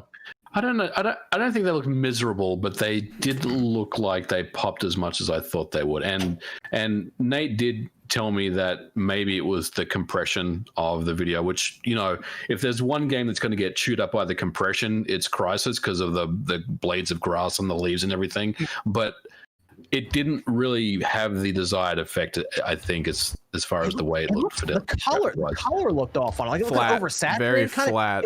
It was strange. Like just the color balance almost was even off. And I was like, what's going on with this game? I mean, I will say the images that they showed on the Switch, I was like, okay, this is on the Switch. This looks okay. Like I was like, all right with that. But then they showed the Xbox One X one, and I'm like, what is going on here? Because you expect that to be like, oh, this is going to be some crazy like 4K looking game now, even if it's just a remaster. Crysis itself still looks really good. If you touch it up even just a little bit, move it over. Yeah. For like what it was like $30, right? Something like that. And it's like, okay, that's gonna look good if they touch it up to like 4K on the Xbox One X. You wonder what base they took. Did they take just the PC source code, or did they take? Because remember how they released it on the 360 as an Xbox Live Arcade game, you know, and that had a downgrade. I wonder if they kind of based it off of that. You know, it's interesting. Oh. Man, like why would they take the PC version with all the sliders? Because wasn't the console re-released on the newer engine when they released Crysis 2? That's the thing. Yeah. They said they were going to bring it up to I thought they said they're going to bring it up to like the latest engine or something is what Saber was talking about. I have to go back and look at all of that. But something seemed off about the trailer that they put out. I don't know if something was messed up with the trailer or what, but if something was messed up with the trailer but not the game, they probably still go forward with the game releasing at the end of the 23rd. The thing's just delayed. Like they didn't even say when it's coming out. Which is fine. I mean, I whatever time they need to polish the game better, make it look better, I'm okay with that. That was sooner than I thought it'd be anyway. I thought this was going to be like a September game or something. And like, oh yeah, it's out in 3 weeks. It's like, what? Really? Oh, okay. And on the Switch, like on everything. So it's a little strange. But $30, I was like, okay, obviously it's not going to be this big remake or something crazy. And then they called it remaster, and I was like, all right. That was weird because that's the first time. I mean, I'm sure it's happened before, but that was so public and like out of nowhere that they were like, yeah, it's coming out in 3 weeks. Oh, wait, no, now it's been delayed for weeks now. They didn't even say when it's coming out. It's confusing for sure. Like, they can't. That's the thing, though. It's Crysis. This is a hardcore fan base around this game. So, like, if they really did mess up the visuals, they would have to do something with that. And I guess they didn't want to put it out and then patch it later. But I don't.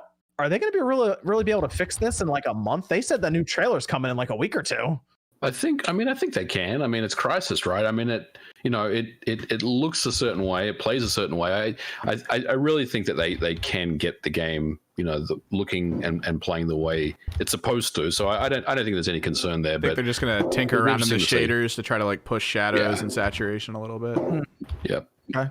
I mean, Crysis is good anyway. Like the game is good. So like I remember playing it. The problem is part of the trailer spoils like one of the kind of the twists. It does, but I kind of want them to, because the part of the game that I'm really interested in is when the whole island shifts to like what happens next. I want to see what that looks like. Like that looked incredible.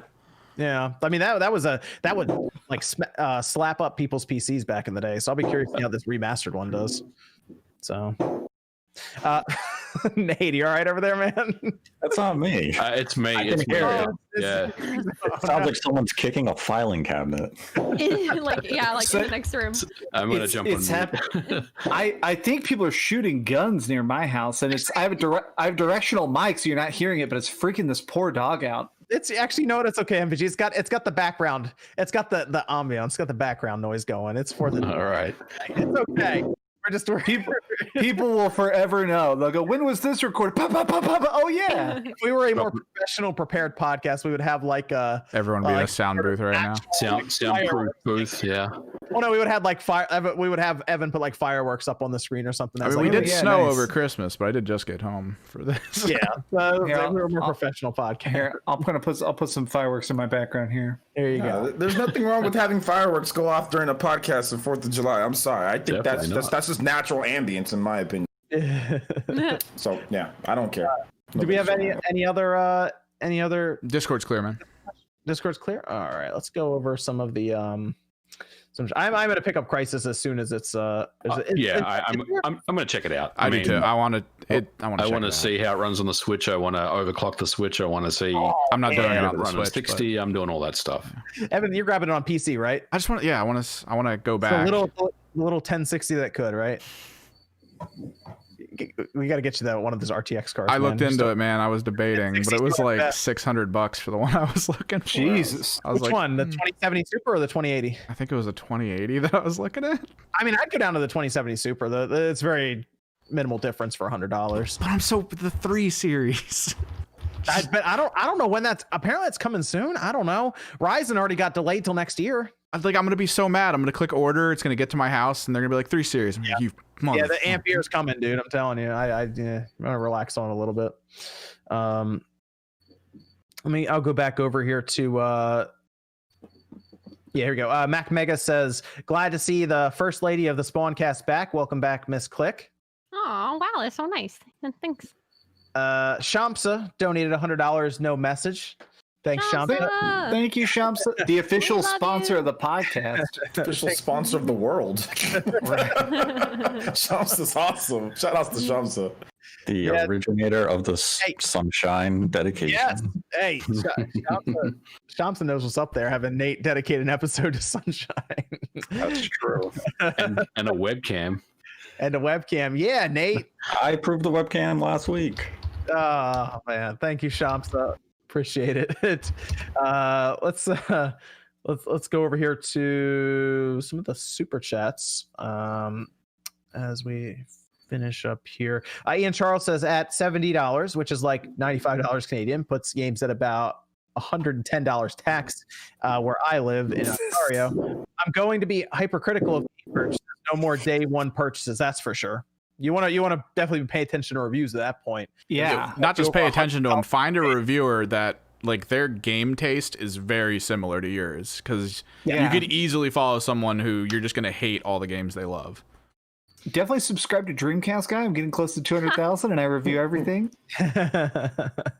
I agree with that. Just real quick, I agree with that with Dreamcast Guy, because even if you don't agree with him, at least he'll explain his point and it'll be well documented. Not There's always. dumbasses who don't even, sorry, excuse my language. There's idiots that don't even, they'll say this is a 2 out of 10 and they don't even explain why, or this is a 10 out of 10. Why is it 10 out of 10? I like the game, and they'll smile. There's so many like three and 4 minute reviews, 3 and 4 minute reviews online that make me laugh, where they're like, the graphics are good. All right, combat, it is good. It's like, is Jordan here?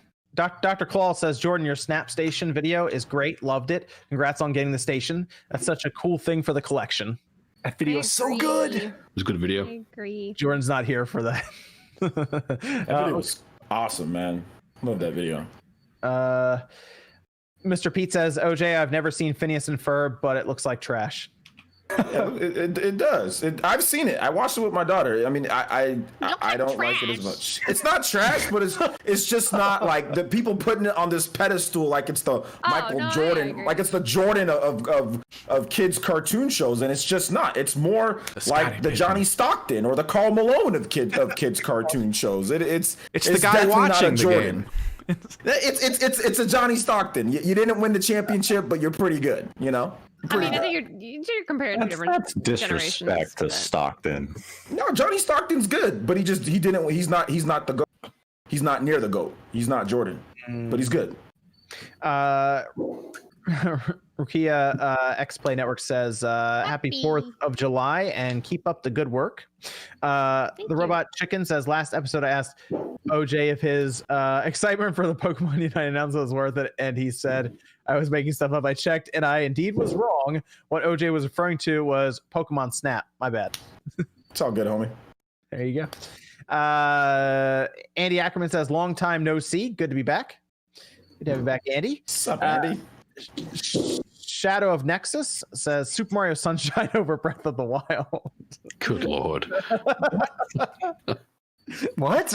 Is somebody smoking crack in chat? What? He's a troll. He's a troll. Oh, okay. Some go ahead and ban him.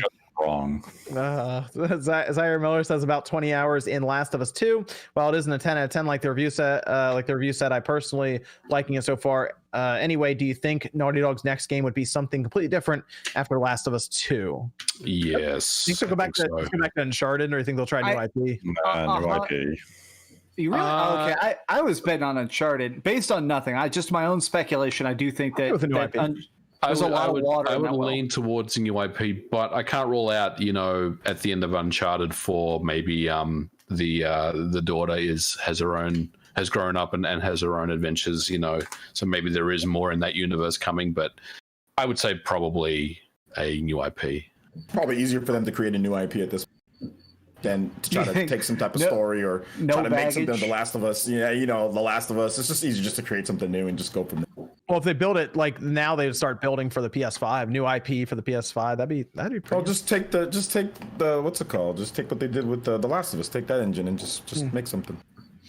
Just make it. Yeah, just make the. Just make it. Oh, Jordan's back. Something different. There was a super chat for you, Jordan, where somebody was actually mentioning your Snap Station. Huh. Was it a good thing about it? Yeah, they love it. Yes. Here it is. It was from Dr. Claw saying, Jordan, your Snap Station video is great. Loved it. Congrats on getting the station. That's such a cool thing for the collection. Appreciate it. Thank you, Dr. Claw. Here, Ziljan says, game of the generation is CSGO. The fact that it still has over 100,000 players at any time speaks volumes about how much better it is than every game. I feel like CSGO came out like 2 generations ago at this point. CS 1.6 was better. Oh, man. Sadly, it doesn't hold as many players. Steven says Mario Sunshine Remaster will be game of the year. There we go. Accurate. I bet. Can we ban super chats? Mario Sunshine will drag Mario Galaxy and Mario 64 to Game of the Year. Yeah, it'll pick up the slack. Wayne says, "Hi people, I just bought Link's Awakening on Switch. I played the original game. Oh, should I play the original Game Boy first? And does the timeline matter? Keep safe, America." I would just play it literally is so close to the Game Boy one. I would just play it. It's almost 1-to-1. It completely replaces the original, and I say that as a mega fan of the original. Yeah, there's no point.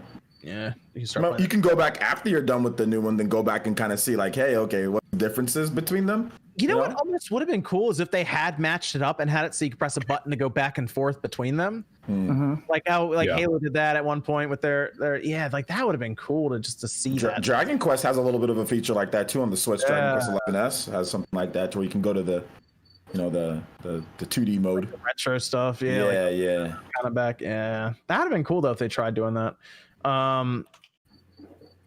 Dr. Claus says game of the generation is Breath of the Wild, but consideration for Smash Ultimate 2, a crossover of that scale feels impossible. It's such an insane undertaking.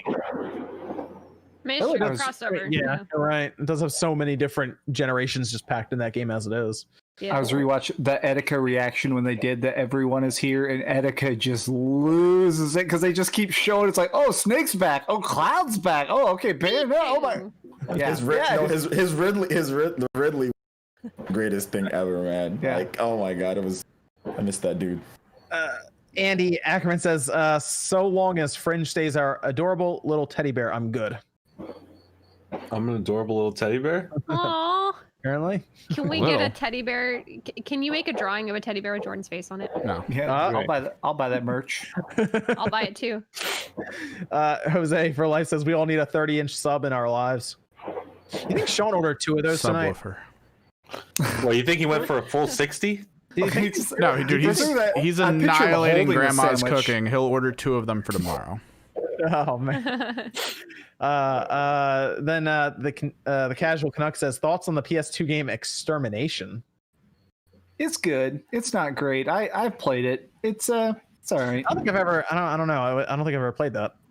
It's good. It was definitely one of those ones of like we want to have big explosive particle effects. Ah man, dude, I'm worried about getting into PS2 game collecting. Oh man, 99% is so dirt cheap, dude. Obviously, I have fucking like 200 freaking games. Pull one out for us. PS2. Yeah. Somebody super chat for me. I'll start pulling a game out now. Pull the game from the bottom of the whole tower full. Yeah, right. Yeah, exactly. Pull one out. How about this one, Dreamcast guy? What do you think about this, huh? The Xenosaga. Do you have right one here. to match? How's the quality of the case? Yeah, I do. What about this? Oh god, Can you tell me which game's at the very bottom? Xenosaga's right in the middle. Are we gonna do this, folks? That's oh a god. red, that's how a about red all the banner on that one, Xenosagas here? man. How about this, huh? I got all of them right here. They're nice and mint condition. This doesn't feel like a great idea anymore. Oh, here it goes. There's so much weight. Wow, you're pretty slow, Dreamcast guy. It looks like I win here, huh? Oh no! I'm being bullied. I'm watching being it bullied, collapse. It's gonna fall. It's definitely gonna We're fall. gonna witness a murder. This is it. Yeah, this is how I die. I might go to original Xbox like MVG suggested after I'm done with GameCube. I might do that. Just pull up the dump truck and just have man, it poured out. It's still cheap. Now's the time. Yep, especially if they keep working on backwards compatibility with original Xbox on the Series X. It's like, why not? It actually makes sense. Yep. I thought about Nintendo 64 because that's pretty small too, but some of those blockbuster ones are like ridiculous. So yeah, some of the prices of the cartridges have gone ridiculous now. Yeah, I threw Pokemon Stadium 2 in with that GameStop deal because they had buy 8 get 3 of them free, and I didn't want to get like a $10 GameCube game for free, so I grabbed Stadium 2, and it actually was in pretty good shape. The Waltman says mostly anime-based games, Fist of the North Star, Dragon Ball games, Dragon Quest 1. In total, 20 games separate from the original release. Disturbed says, I say it's got to be 15 years or older, like Dreamcast guy said. Colin says, how do you hook up and play your retro consoles? With cables. I use the open source scan converter, this little thing, and this thing is awesome for retro. So I recommend it. I know that, and I know Sean uses the what is it? The retro. What is it called? RetroTink. RetroTink. Yeah, they had a second one I think that came out. That lets you. That actually works pretty well for AV to like or S. Yeah. Well, this one doesn't do S video. The RetroTink does, and the RetroTink is excellent as well. So yeah. I have the HDMI wires. Most of my systems have the HDMI wires. Like my PS2, my Xbox, my Super Nintendo. I've got the HDMI wires. Ryu Cage says, would $70 games make Game Pass an even better deal? I would say it would. Yes, absolutely. Yep. Mitch says, John and MVG, is the GC HD adapter worth it? If I have GameCube component cables, I get the 480p signal, so I don't know if HDMI signal would improve it much. I would say yes, it is. It's not really going to improve the signal, but those RGB cables are ridiculously expensive and rare. So I would just go with the HDMI solution, honestly. I mean, it's more convenient too. It carries sound. I'm trying to, because I've never had those component cables. Do those carry sound as well, or is there like something? Yeah, they do. Okay. But the other thing with the HDMI one is, they continue to upgrade the firmwares on it. They keep improving it. I would say yes. I mean, I see the point. Is it really worth like $100 or $150, whatever they charge for it, over those cables? It's not really going to look that much better or any different, but I think for something that you can buy today and bring forward and not worry about your older cables, I think it's a good investment. Oh, I see what you're saying. Preserve your old cables because they'll probably continue that, because those cables they'll just continue breaking. Yeah. Eventually they start to fail. Yeah. Oh, I see what you're saying. Okay, so preserve those and get something that is more readily available. So if it breaks, then you. Yep. Okay, I get what you're saying. That makes sense for like collector's value with that. Mm-hmm. Yeah. Those component cables are still expensive. In some instances, they're more expensive than that HDMI adapter. Yeah, they're ridiculous. So yeah, that actually makes a lot of sense. You're right, and of course the convenience. So technically, you can HDMI, you can hook it up to like a 4K TV now that doesn't have component cables. Yeah, and one of those, is it the GCHD Mark II? It's got two outputs, so you can put one through like a stream device, and the other one you can put through a CRT, and yeah, it's pretty good. It's this one, MK2. It has the Wii adapter on the bottom, so you can technically plug it in and run it to two TVs at once. But that will let you use the Wii component cables as well. Right. I think it's a good product for what it is. It might kind of catch people off guard with how expensive it is, but it works. I don't know, it works well. So. There's also, I know we keep talking about this, but there's also the Carby, which is a $75 one that only has one output, but I mean, it uses the same, the same software, the same firmware, and it looks as good. So, Very good. It's Dr. Claus says, I wonder how Walmart will handle $70 games. They sell games for $50. I wonder if that sticks if they go to $60 or if they do $70 like everyone else. What Walmart does is they sell it for the. I started figuring this out because I was talking to people recently about PS5 pricing and SKUs in their system. We'll say what Walmart does, they just sell it for whatever the wholesale amount is. So whatever you see on that sticker is literally what they would buy it from. Whoever they're wholesaling them from. So if it goes up to say $61 for a game, if they're 70, then that's what they'll just put it on the shelf for that. There's a chance actually if it goes for 70, it might actually end up being like $59, believe it or not, because it's usually a percentage. So they'll just leave it whatever that is. So I would say it'd probably be like $59 or $60, yeah. For Walmart. If they continue doing it, I assume they will, because they don't care about making money on video games. Just to get you in the door. Mr. Job says $80 is already the price of a full game. Base game $60 plus season pass or for DLC as deluxe edition. Yeah. Yep. Yeah, they already do kind of do that, so it's they haven't. Ziljan says, you see the issue with raising price for next gen is the PC version are already 10 times better and they can be got for even cheaper than the other console versions, so I don't buy this stuff. I will say, so I've been noticing some of the Steam prices are a little higher recently than some of the console games. Well, this is just me because I've been finding them a little cheaper places, but I'll go on Steam sometimes and look at a game and I'm like, oh, it's still kind of like Dragon Quest 11 was like that. I remember I even talked to you and I was like, you should try Dragon Quest 11. And I think we looked it up and we're like, oh, Steam sale, it's like $40 still or something. And I was like, it's like $15 on PS4 or something if you looked online for it. So I just when those Steam sales come around, that's when you strike. Those big ones. Eric says Goose Game was discounted at launch on Switch and was #1 on eShop over Link's Awakening. Nate, you have a comment on that? It's a great game, and it will return to greatness in 2020. Oh, you think there's gonna be another Goose Game? What does that mean? Oh, it's just going to return to greatness in 2020. What about Ski Some Shooter? kind of port. Ski Sniper, or whatever it's called.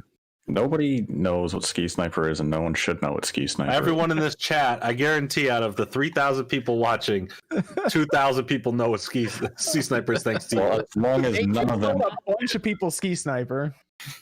I bought it only because of you, Nate. I have that today. I have it installed on both my Switches because of you, Nate. You made it. I really hope you got a good check from the company. Oh, Yeah, the check was for -$2. Wow, ballin'. Yeah, Carlos says, play it. Look at everyone in the chat. I have it. I know what it is. I played it. So that sounds like you won a Smash Brothers tournament there with -$2 for that prize payout. Do you know what's really funny to think Ski about Sniper is for Smash. the day that Nate said that. I guarantee you that game did not sell that much. I guarantee you the day that he You can see a little shouted spike it out, on the basically, chart, just like yeah, Yo, their it charts, charted. they're like, what's happening? How is Ski Sniper selling? 5 people bought this game. Wow. They're probably sitting Yeah, there. fine. Their company's about to go out of business. Like, we have nothing. Nothing's going to save the company. All of a sudden, like, bing, bing, all these sales are coming to, like, what just happened? We just got a surge, and all the sales Nate, start coming. back to the Love computer. just Ski paid our Sniper rent. 2. Ski Sniper 2. Yeah, make it. Open up Adobe Flash. Let's do it. Better not be.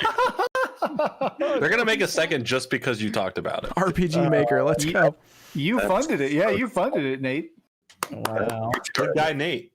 Helping out. No. If the developers listening, do not make another game. But money. Carlos says, I wonder if $70 games will be $60 and okay, yeah, like the Pro Controller is usually $70 in other stores, but it's $60 in Walmart. By the way, just got Metroid Prime. Good game. Still holds up really, really well. Looks great through that. What's that? What'd you say, MVG? Through the MK2 Eon adapter. Yeah. It still looks really good though in progressive scan. Yes. True. Yeah, Walmart. Yeah, they'll be cheaper there. They'll keep them cheap. Most of the games, most likely. Zema Duvan says, should games be worth 70? The market is bigger now. It's another good point. More people are buying games now than they were, 15 years ago. So, and the digital side is much bigger, where they get more money anyway. Yeah, I still think digital games should be 55. I don't care. I do think when we get to that point, they could, but they won't. They're not going to lower the digital. Yeah, they're not. Oh, yeah, I mean, it creates an imbalance, and yeah, I mean, like when we get to the point where it's all digital, like this is going to be the last gen, I think, where we have physical games coming up. But Yep. because Ubisoft themselves said they get 55 on physical games, but on digital games they get 70%. So, physical's done. It's done after this, guys. Enjoy it. the fact that we're getting all digital systems day one coming up this gen, yeah, I think that the days are numbered for physical. Justin says games have many editions, standard, deluxe, collectors. We've been paying $60 to $100 plus bucks already. Why announce price increases when consumers are already worried because we have no hardware prices plus the pandemic? That's a good point. Yeah, current situation going on in the world. Yeah, raise prices now. They could have at least waited till maybe next year would have been a good time to wait for raising the price $10 or something. Especially not freaking basketball. Jesus, so dumb. Jose says I would pay $70 plus for an F-Zero sequel. See, I'm telling you, there's always a game for somebody. The next Sucker born every minute. $100 for that. Sucker born. I would have paid $100 for Escape 4, but now I don't have to. Well, yeah, actually, I that's might have to, depending on It'll be how like EA 70 handles it, I maybe. might have to. I bought Fire Emblem on the GameCube, so There you go. Yeah. That's worth more than 100. Johnny R says, which Spawncast member have you known the longest? That would be Evan. Nope. That would be Evan.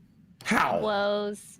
We were working. We had a decade of time under us. Sorry, I'm being completely stupid. Don't worry, working John. together at a store since 2010. I A think whirlwind 2011. of Madden emotions, that place. in 2010 came out when we were there for our first year. So with Was it the second One of the channel? first major releases they wanted us to push was Halo Wars. Oh yeah, that's right. Yeah, it's been a while.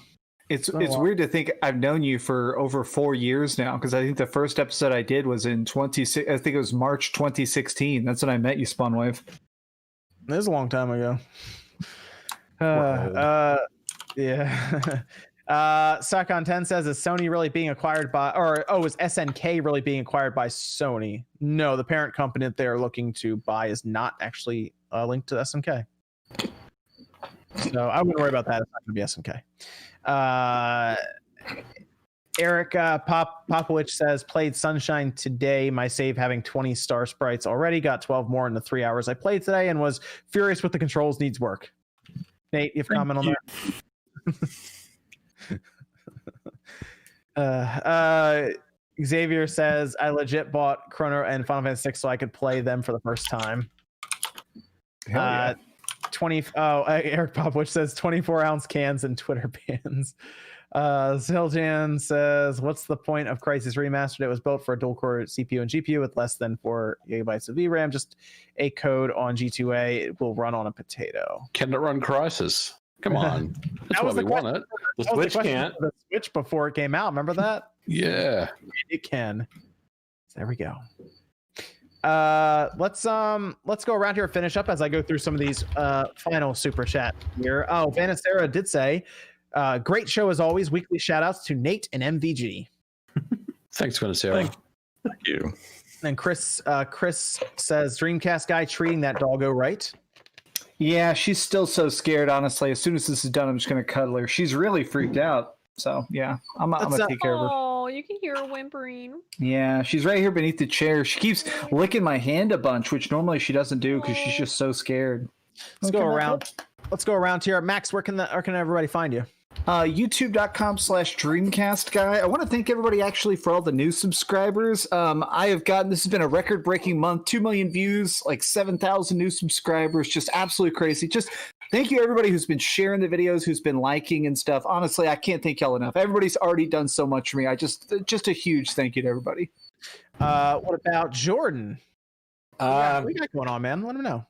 I don't know if this is the right time to announce it. I'll talk about it probably in a week, but yeah, some things are changing. In the meantime, what I'll announce is I'll be back on Twitch starting this upcoming week, doing some games, definitely opening some Pokemon cards there. I guess I can at least say this: there's no more Pokemon card openings going to be on the channel. There's a lot to discuss of why, but we'll get to that when we get there. But yeah, thank you for all the support just in general online. People just been like really kind recently, and I appreciate, just people being nice people. Zach Smith says, I hope Naughty Dog does Jack 4 for next gen.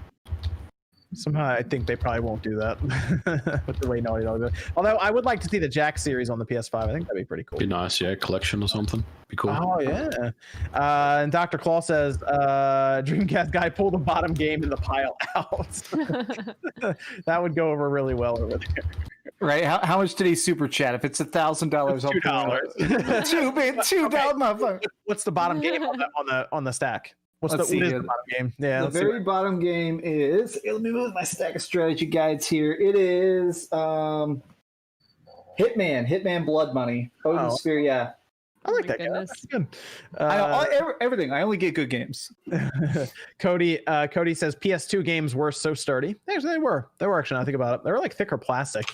Compared, I think the original Xbox games weren't they didn't feel as sturdy. Mm-hmm. Some of them are brittle. I got some cracked cases and stuff, but the PS2 ones overall are better quality. What about Dreamcast cases? What cases basically just turn to dust in your hand, or PS1. Sega Saturn cases? Oh, dude, yeah, dude, yeah. I don't think we had a single case come in where you weren't like, oh, let me check this. Oh god. Yeah. These Dreamcast cases. The best ones are the Neo Geo shock boxes. Those things are awesome. I don't know what those feel like, MVG. They feel like gold bars is what they feel like, just like gold. True.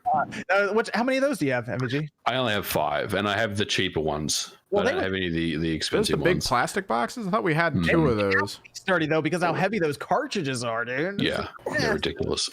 I was watching this live stream of fireworks, and now the guy is running from the fireworks. This is really escalated. He's actually like. Is that Nate? Basically, live feed of Nate. I wouldn't run from. I'd just sit there and be like, "Yep." Let it happen. This is how I end. Direct feed What's fireworks. happening, Great channel.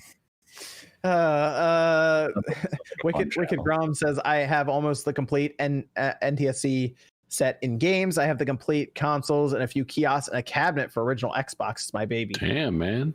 That's one of those kiosks are so hard to find in good shape now. Yep. Sakon 10 says thoughts on the new crazy Mexico PC repair law. Go on. I don't know. I have no idea. I have to look into that. I will check that out. Sakon 10. Zaire Miller says with a lot of video games getting TV series like Fallout and My Friend Pedro, what game do you want to see as a series? There was actually a radio drama that tied into Final Fantasy X that they did that was really interesting. It was fully voice acted. It took place like kind of in the Jet years. I found some transcriptions of certain people who actually wrote down like particular episodes. I've always wanted to see them actually act it out, and in English. I thought it'd always be cool to get like a Final Fantasy X TV show. I know a good one. The World Ends With You. Yeah, that's a good one. That's a great one. What about Chrono Trigger? Have you heard of that game? I have. Have you heard of it? No, I haven't. It's spoiled to me now. I can't even play it anymore. Originally, I would have said like Devil May Cry, but that's happening already. There's an anime. There's a Devil May Cry anime that's great. There's apparently they're doing what do you call it? Going to do one as well coming up. But I'll do some. I'll go a little strange with it. I will say they could do something with F-Zero, kind of like a Speed Racer style thing. Ooh, I'm down for that. Didn't they do that already? They did. I would do that There's- again. There's an F-Zero anime, yeah. Captain Falcon punched what's his name, Black Mask or something. No. Like a newer one on like how old's that one? That one's old. It's like 2000s. No, like a new one on like 90s, Netflix yeah. or it's like an actual budget for that. No, but you should check it out though. He punches that guy into the sun, right? Like I just remember. Yeah, like Bring back the Kirby anime. Yeah, like a new one with like an actual budget through like Amazon or Netflix or something. Like how they're gonna do Devil May Cry again. No, but for real, legit, I'd love to see Fire Emblem. Like them bring back Fire. Like I would love to see a Fire Emblem anime. Yeah. And then we have Jack says, "Am I the only one that'll miss the new game smell when physical games eventually go away? Nothing quite like it." No, you will still have that because they will send boxes to retailers sometimes. I think, and they'll just be a box. Yeah, you just find something fresh in plastic and just open it up, and you're fine. Oh god, you'll buy it. Wrap. You pre-order at the smell. What about Miss Click? Where can they find you, Miss Click? Yeah, thanks for having me. You guys can find me here on YouTube as Miss Click Gaming. I'm mainly on Twitch though. We'll be playing probably some more Hyperscape, but I still need to finish Last of Us. So I just literally haven't played it for like 2 weeks. Can you finish that so I can have you on a spoiler discussion, please? I'm trying to get that set up, but I need you to finish it, please. It's just everything in the world is heavy, and then I play that game and it's heavy, and it's just like I'm small. I can't carry it. I know. That's true. Click. Sorry. That's no, it's okay. I'm gonna finish it. I just gotta suck it up. Anyways, you can find me on Twitch as MissClick_live, or you can type in MissClick Gaming now on Twitch, and my channel will come up. So. You can just find me there, Miss Click Gaming. What about MVG? You can find me on Twitter at Modern Vintage G, YouTube Modern Vintage Gamer, and Monday video coming as normal. And happy 4th. And what about OJ? Yeah, you can find me right here on YouTube, Player Essence, also on Twitter at Player Essence. I cover a lot of Smash Brothers. I stream daily. We do like a lot of talk show stuff, answering questions. Like you guys are hell asking me questions here, so come ask me questions. I answer them every. So check it out there. Monday we've got a Super Smash Brothers What If DLC character video where we talk about stuff. So that should be pretty cool. So yeah, we want to talk about Nintendo stuff. We want to talk about RPG stuff. We want to talk about nerd stuff. And that show Phineas and Ferb, why it's not better than Dexter's Lab. Feel free to drop by the channel. Oh man, SWAT Cats is goat. Oh, SWAT Cats is really good. What about Street Sharks? I remember this was not bad. Vin Diesel pushed those toys. That makes it great. He did. He pushed those toys. You remember, wasn't it? What was the other one? Was it Mighty Ducks? Remember that, where it was supposed to be like? Yeah, I remember that they turned that into a whole thing where it was like Ducks who actually like went to like different dimensions and fought aliens and stuff. Super deep cut. Same time, did y'all watch the Starship Troopers cartoon show for kids? Yeah. That's the cartoon one, not the 3D one. Roughnecks. Well, no, that's what I mean. It was that weird time where they were trying to experiment with like 3D cartoon. Like it was CG. It was so bad. I don't know. I feel like I feel like it was either like Gargoyles is probably like one of Gargoyles those. up there. So good. No, there was a show called Reboot that had that weird 3D stuff as well. In Las Vegas, I did the Reboot ride, the actual like 3D. I think they movie. recently rebooted Reboot at some point. They tried, I thought. Yeah, They tried, but it failed. it's Reboot and Beast Wars. I think they had similar people work on both of them. Did they? Yeah, Dude, that was a weird Reboot was time. good. It was a weird time with those graphics. It was a weird time with those shows. I remember, Like as much as I love Jimmy episode? Neutron, that show just the effects do not hold up in this show.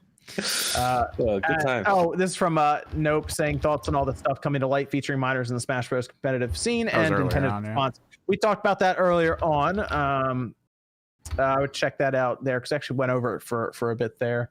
This episode will be up shortly after we go off. I have to edit out the beginning and end, and it usually compresses it to 2 hours, and then it eventually comes back. So it's a thing.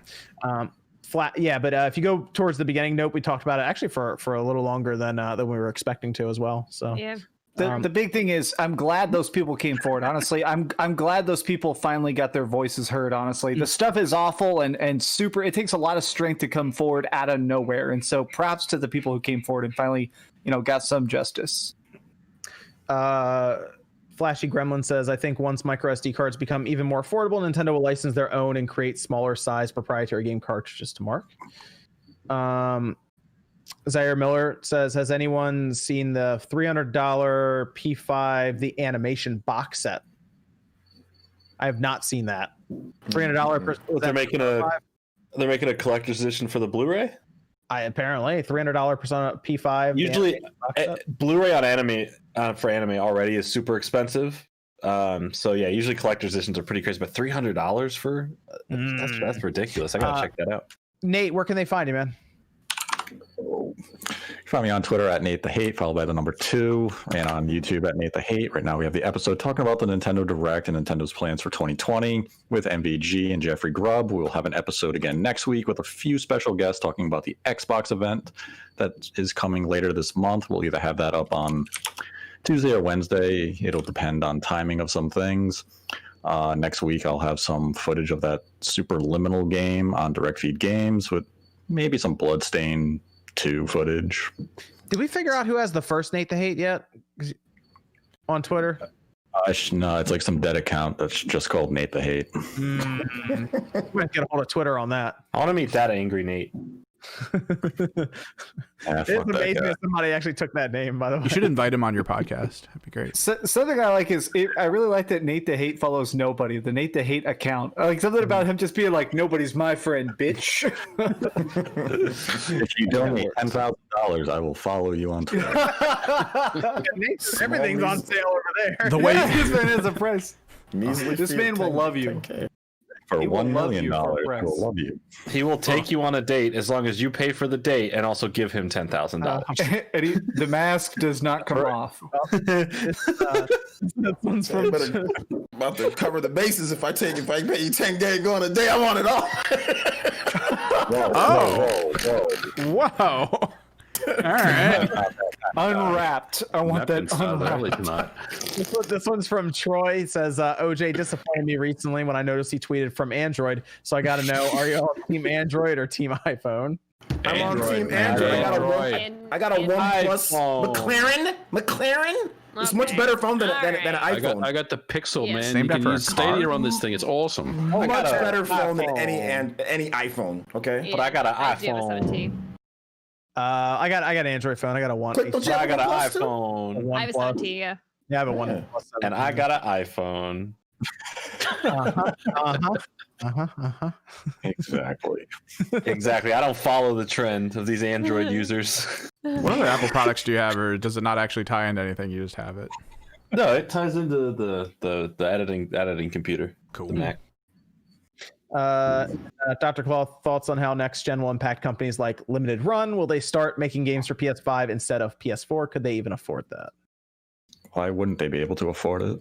I mean, they make a lot of $70 money. is determined by the publisher. Limited Run does indie games, so unless the indie game itself is going to cost $50, then only then would Limited Run be influenced. They've been getting some pretty good releases over there too at times. You know what? Let's be honest. They overcharge for half the shit they sell anyways.